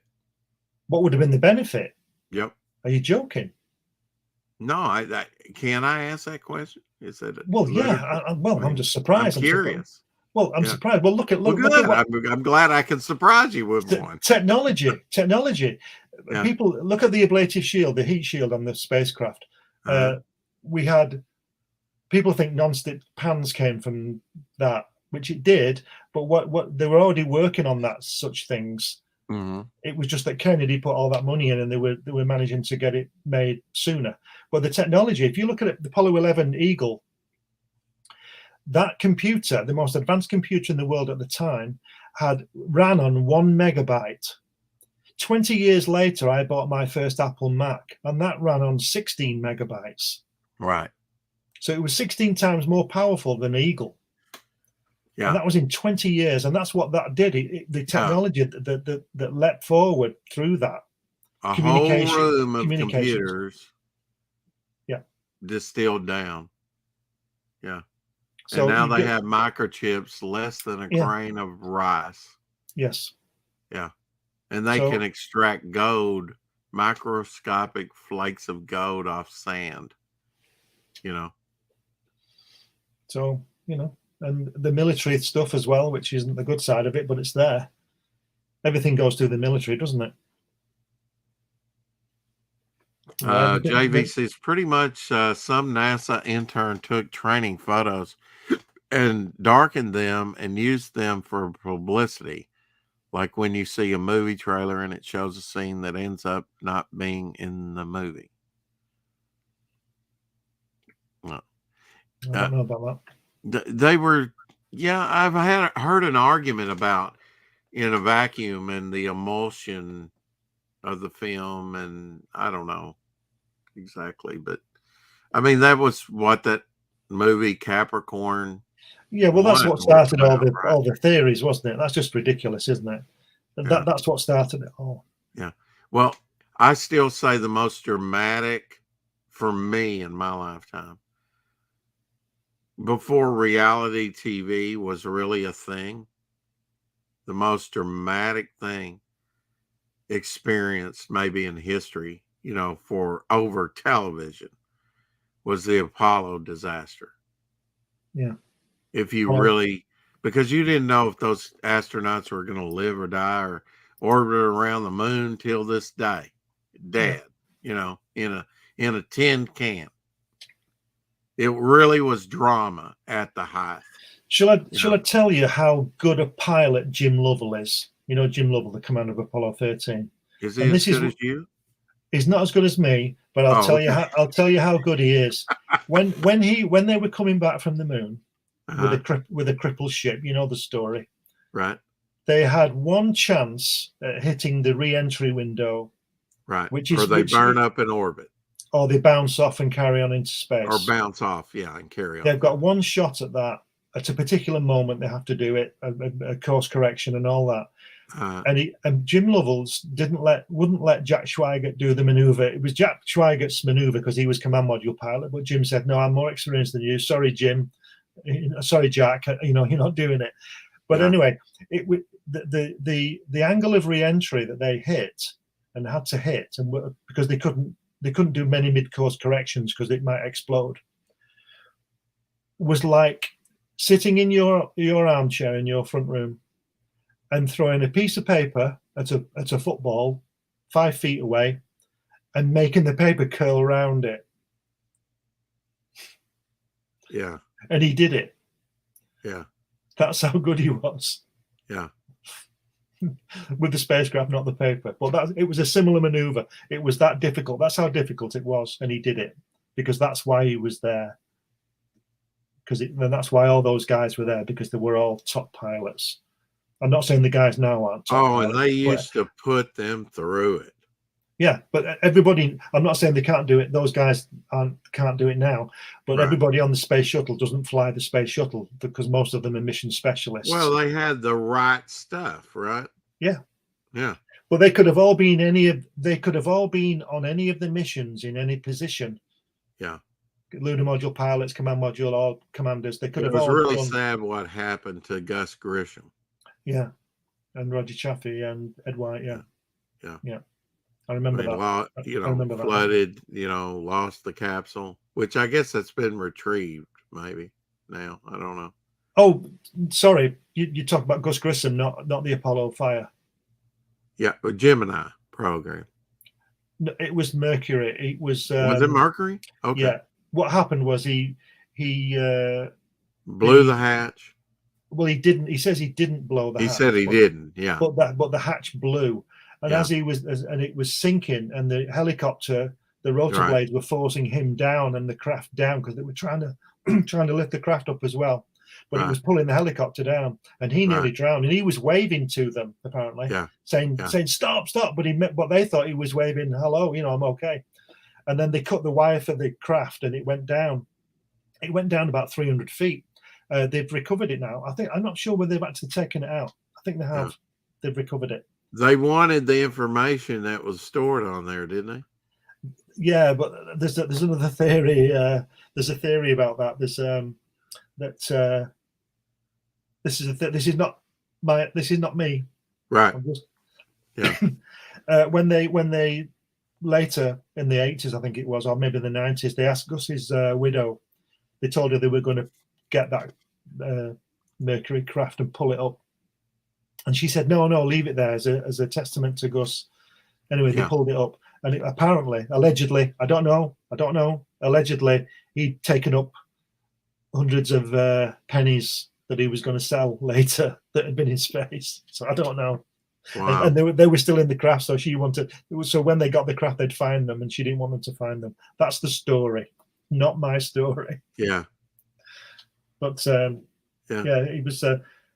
He had a lot of bad luck, Gus Grissom. It was like he was always ended. It was like he was always going to end up later in the mid-70s. He got to go again, meet the Russians and shake hands with them, right? No, he died. Did he go up again? No, he died. He died, didn't he? He died in the Apollo fire. Yeah, I'm thinking of the other guy that later got to go up. Was it Alan Shepard too? No, Alan Shepard flew on Apollo 14. It was Tom Stafford, Vance Brand, and somebody else. I can't remember his name. What was that called? It was basically an old Saturn rocket, right? It was Apollo Soyuz. It was a Saturn. I'm talking about the first space station, basically. The one. Oh, the Skylab. The Skylab, yes. Yeah. Where they met the Russians and opened the hatch and shook their hands. No, they didn't meet the Russians on Skylab. Skylab was 1973-4, and they met the Russians in 75. They met what's the guy called? He died recently. First man to walk in space. The Russian. I can see his face. But they met two Russians. There was 3 Apollo, and they met 2 Russians. Yeah. Alexei Leonov. Yeah. They were going to send Gagarin to the moon, When a NASA announced Apollo 8, which was a change mission, the first Apollo 8 was supposed to be the first flight of the lunar module, but it wasn't ready, and they heard that NASA heard that the Russians were going to send Gagarin on a free return. They were going to send him to the moon, but not land and come back. But they canceled. But so the Americans changed the Apollo 8 mission and told Frank Borman he was going to the moon rather than test the lunar module, which was late. So he, being a military man, he took the mission, and they went on Christmas Day in '68. In orbit around the moon. Yeah, they did 10 orbits and then came back. Yeah. Yeah, it was a race. It captured the nation. It distracted the nation. Some would say, but distracted from Vietnam, didn't it? Vietnam or the racial stuff over here, Yeah. It was a turbulent time for sure, but it was a golden age in a way. It was a Renaissance age, I think, Glenn. Yeah. What is your thinking? Yeah, a lot happened. Music, fashion, space program, war. Technology, race, technology, art, music, everything. Yeah, the whole 60s is an incredible time. Yeah, it's an incredible time. 70s are kind of bland to that, isn't it? We kind of went back to normal. Yeah, I think when you think about how wild the 60s were. Now the early 70s, we were kind of coming out of that, but it was still pretty wild. People get blasé about stuff, don't they? Yeah. Like we're going to the moon. It's like, wow, we're going to the moon. And then when we've been a couple of times, it's, well, this is costing a lot of money. Why are we spending even this as money? a kid, I started to lose interest. I mean, they're on the moon again. Yeah. There's a question there. What are the thoughts on the Judica Cordelia brothers on there? Oh yeah, I believe, and again, this is just me having read a lot of stuff. I believe that Yuri Gagarin wasn't the first man in space. There was a guy called Bondarenko who reportedly was burned on a launch pad, but I mean, I don't know. Well, now, if he was burned on the launch pad, he didn't make it to space, right? Well, I believe he did go into space, and he was blamed on it, and he didn't come back because there's the there's the ham radio people saying they were picking up Russian voices shouting for help, and they could only be in space. This is just before Gagarin. So you think we'll find him, or is he like re-entered and burned up by now? Oh, he'll have burned up. 6 months after. Because they sent monkeys and dogs and all kinds of stuff up. Well, I say we, the West, America sent. Sputnik came down, didn't it? It's not still up there. No, the first live thing in space was Laika, a dog. The Russians sent Laika on Sputnik 2, and she died about 3 hours after she was up there because her oxygen would run out, and she just went to sleep. Yeah. And then that re-entered probably a couple of days later and burned up because people still think that she's up there, and she's not been up there since 1958. Yeah. You know? I'll tell you a funny story about America's ham, a monkey called Ham. He was the first American creature in space before Shepard and John Glenn. And what he did was he was trained, Ham. He was trained to press buttons. And if he pressed the right button, when a light came on, if a blue light came on, he had to press that button. And when he pressed that button and he got the correct one, he got a little treat like a piece of banana or something. A little slot would come out. And he knew, and he learned which ones to press. So through his mission, a light would come on and he'd press the thing and he'd get a treat.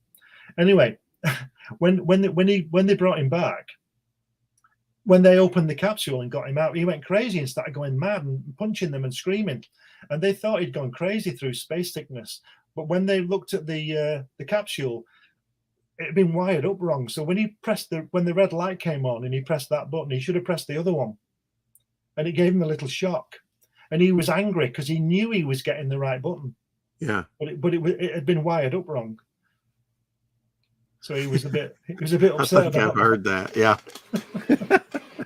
And then there's that story when John Glenn went to the White House to see Kennedy, and Caroline was there. Caroline Kennedy was about 3 or 4, and she knew what was going on. Her mum Jackie told her what was going on, and this man had been in space. And when John Glenn walked in, apparently Caroline Kennedy said to her dad, President Kennedy, she said, "Where's the monkey?" She didn't care about the guy. She wanted to see Ham. Yeah.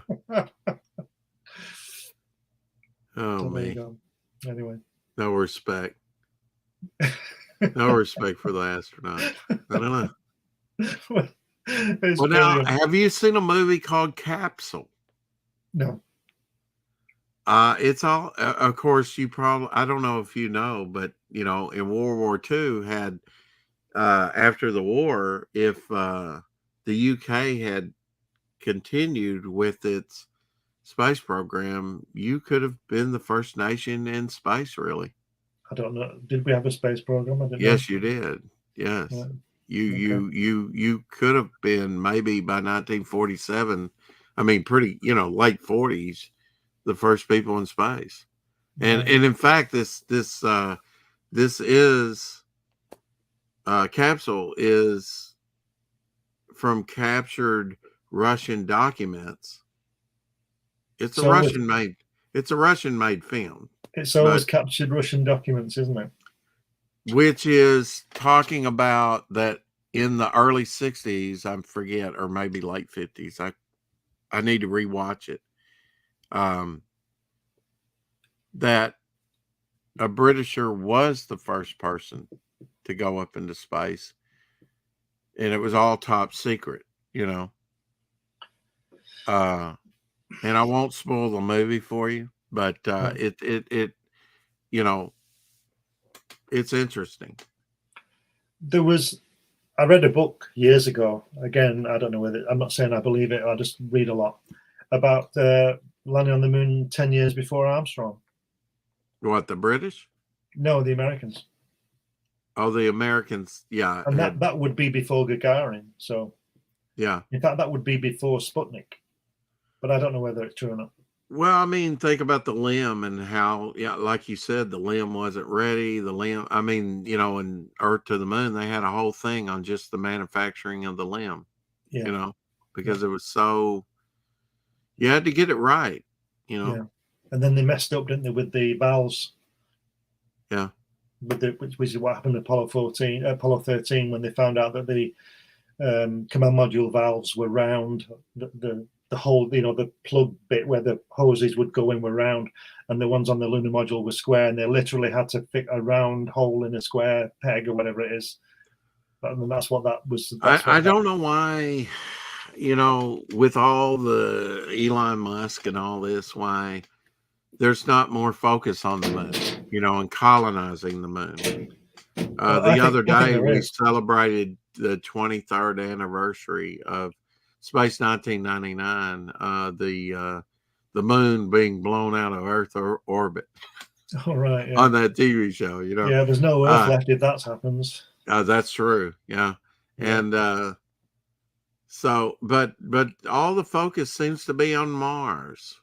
Mars. We have to go to the moon to get to Mars. Yeah. It's kind of as a stopover. A stopover. A refueling. But don't forget, any decent trip to Mars is going to take 3 years. Yeah. Because you're not going to go for 23 hours like Neil and Buzz did. You're going to go for 6 months. Now, have you heard about Buzz Aldrin's space taxi system? No. This is Buzz Aldrin. This is why he's brilliant. He thinks what they should do. Any spacecraft that goes to Mars is going to have to be assembled in Earth orbit, because the payload will be too much to get it off the ground. Because they need to send 12 astronauts. There's no point in sending 3, so you're going to send 12 astronauts. So let's just say, for argument's sake, that you have got your fuel in space, you've got your orbiter, your spacecraft in space. Now, what Buzz Aldrin proposes is that you send one to Mars every month with supplies for the previous mission. So that every month, so if you were there on Mars and something went wrong, you would only have to wait a month before somebody came. And so you'd get 50 missions all at the same time, a month apart. But what happens is, when they get there, is that 9 of the crew go down, the other 3 stay in orbit. Or as Buzz Aldrin proposes, they do a wide orbit away from the planet. That capsule goes down, and it just comes back on the slingshot to save fuel. Yeah, right. And then those astronauts would link up with the next mission. They would go back on that craft, and those 9 astronauts on the second craft would go down, and then the 3 would come round, and they would go back on 3. Then 4 would come round. So they would only be spending at least at the least a month on the surface. Yeah. Brilliant idea. Yeah. Because to send one mission takes 3 years. Right. So, I mean, they're still going to be away for 3 years, the people, but they're coming back after a month or whatever, when the other guys arrive. Yeah. Yeah. The only one living from that mission, still living. Which mission? Buzz Aldrin. Oh, yeah. Yeah. From landing on the moon. Yeah. I think it was earlier this year we lost Mike Collins. Yeah. Mike. Yeah. Yeah. He was 90. Buzz Aldrin's 92. Yeah. They're all brilliant people. Clean living. I guess that astronaut training kind of, did something. Well, they must have been in good shape before they got there. Oh, yeah. That's what I'm saying. Yeah. So I saw an interesting interview with Buzz Aldrin once, and he'd been a fighter pilot in Korea, and he'd done dogfights with MiG-15s. And somebody asked him what was the most difficult, landing on the moon or being in a dogfight. And he said being in a dogfight, because when you're landing on the moon, nobody's trying to shoot you down. Yeah. Such a sense of humor. Yeah. I guess you have to have a sense of humor. A great bloke, Buzz Aldrin. He's great. I've never met him. I'd like to meet him. I like him. Yeah. Well, you better hurry. Well, You know? he charges too much for me to meet him. Oh, really? Yeah. Yeah. But he's great. I'd loved it when he slugged that guy who told him he hadn't gone to the moon. That Sable or somebody he's called. He punched him. Do you remember that? Yeah. Swear on the Bible you didn't. You went to the moon. He just punched him in the face. This 75-year-old guy at the time punches a 35-year-old guy and knocks him out. You know. Brilliant. Well, you know, really, that's kind of revisionist history, you know? Mm-hmm. I mean, I don't know. Yeah, it's history. I've always liked history. History's an amazing thing. But you have to do your research and get into the nitty-gritty because, like I said, you know, the winner tends to write history, or the monarch or whoever tends to write history. Yeah. But if you get in there, you can find out some stuff. You get some fascinating stuff. Till you dig too deep, and then they bump you off. I was going to say, if you dig that deep, just shut up. You know. Yeah. Keep it quiet. Because it's all logged. Yeah. Yeah. Well, I've enjoyed our time here today. I've enjoyed it. Yeah.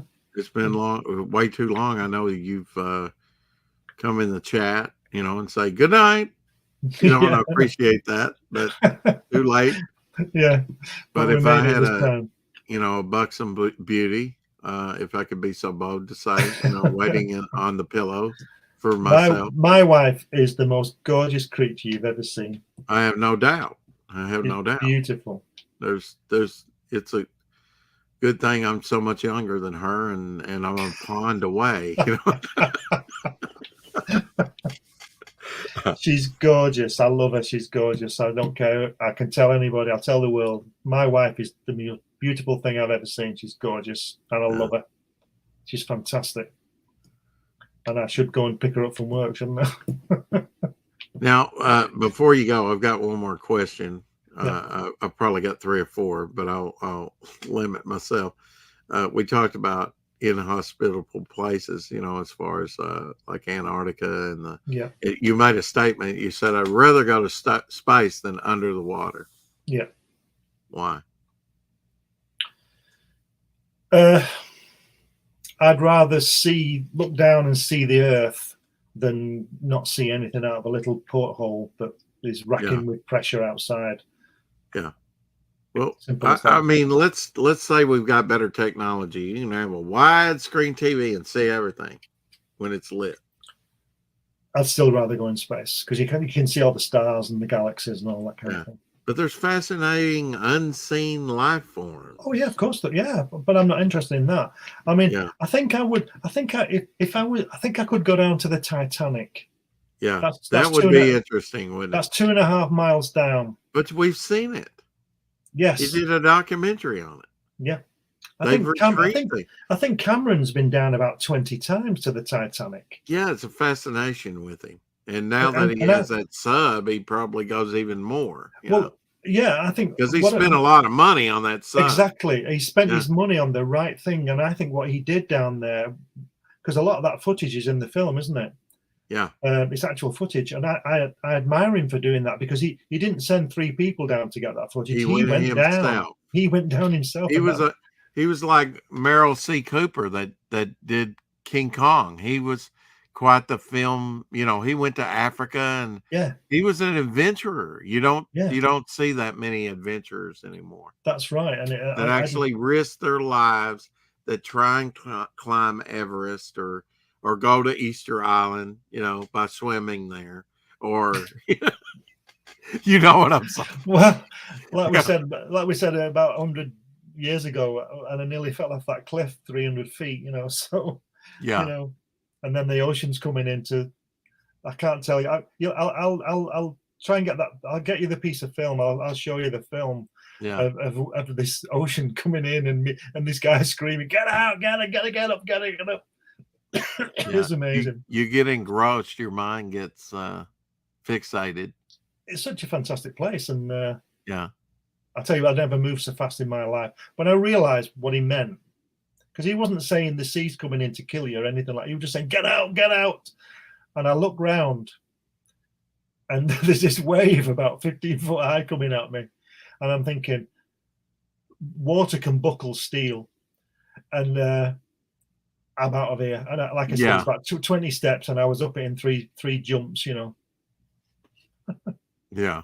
I'll show you the film. But I think the big difference between old Hollywood and, you know, up to present day is this, that back in the 30s and 40s, you know, there were still uncharted places on the planet. And I think there's still some remote, maybe even uncharted well, there were still places in the Amazon jungle, isn't there? That certainly white people are so remote, right, that few people, if any, have ever been there. There's no record that they had ever passed through there, and who knows how fleeting that was. But and they might have stayed and then just lost their civilization. I don't know, but yeah, I mean, there was a wonderment.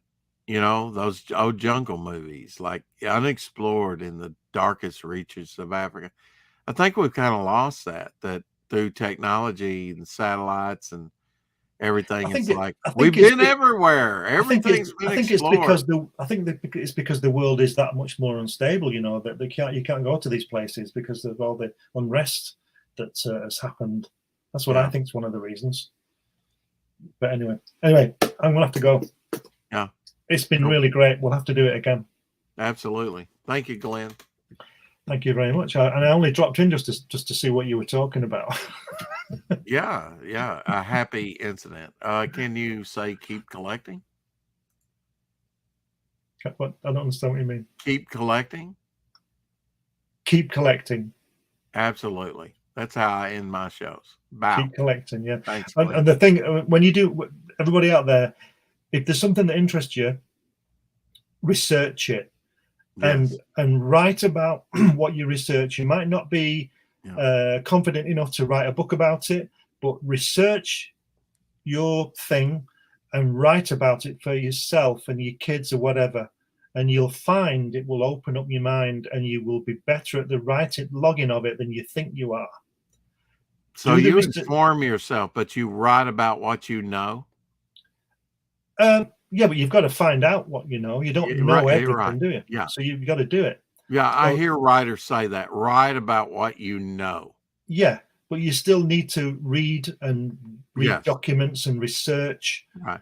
And then now, you see, now's the golden time. You've got YouTube. You've got a million things on YouTube. You don't have to believe them all, but you've got to watch them all. You know, when I started out, I had to go to the library to do this. And I found out some fantastic things. You know, it's amazing what we're squandering away, Glenn. Yeah. Well, people read less now than you can get any book you want online, but people read less. Yeah, and I find that we're in the age of truly the age of information, where it's at your fingertips, and we're not totally utilizing it. Yes, the way we should. Yes, we should be light years ahead of where we're at now. Yeah, I think history will say about this time. It was chaotic, idiotic. It was, it was such a waste. A lot of waste, Yeah, a lot of waste. That's for history to learn. Yeah, and we won't be around for it, so who cares, right, Glenn? That's right. Love you, brother. I want to live forever, but I'm not. So I'm trying to cram as much as I can in because we're only here once, and you only get one shot, right? Yeah, that's right. So take your opportunities.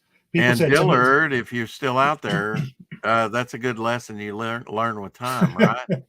Is that you only get one shot, and you learn that becomes more prescient over time, year after year, doesn't it?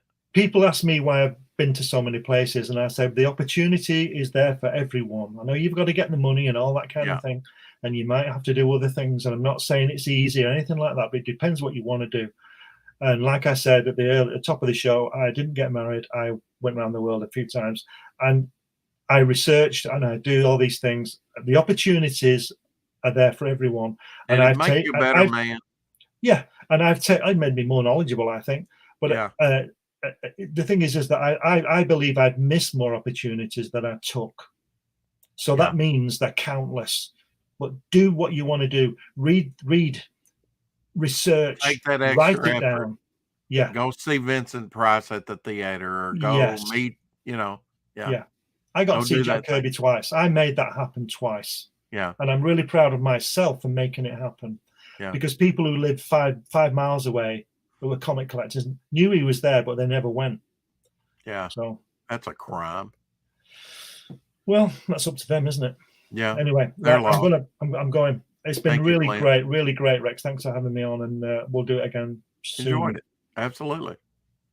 Take care. Okay. See you, Tell everybody. your lovely wife I said hi.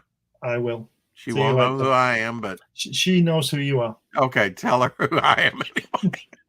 She's seen you with Dave. Oh, okay. Great. She knows. Awesome. Okay. Take care. See you later. Bye. And bye, chat. Take care. Great morning string coffee. Ran out of coffee a long time ago, but not conversation. So I hope you enjoyed it, and we will see you on the 4 o'clock shadow. Bow for now.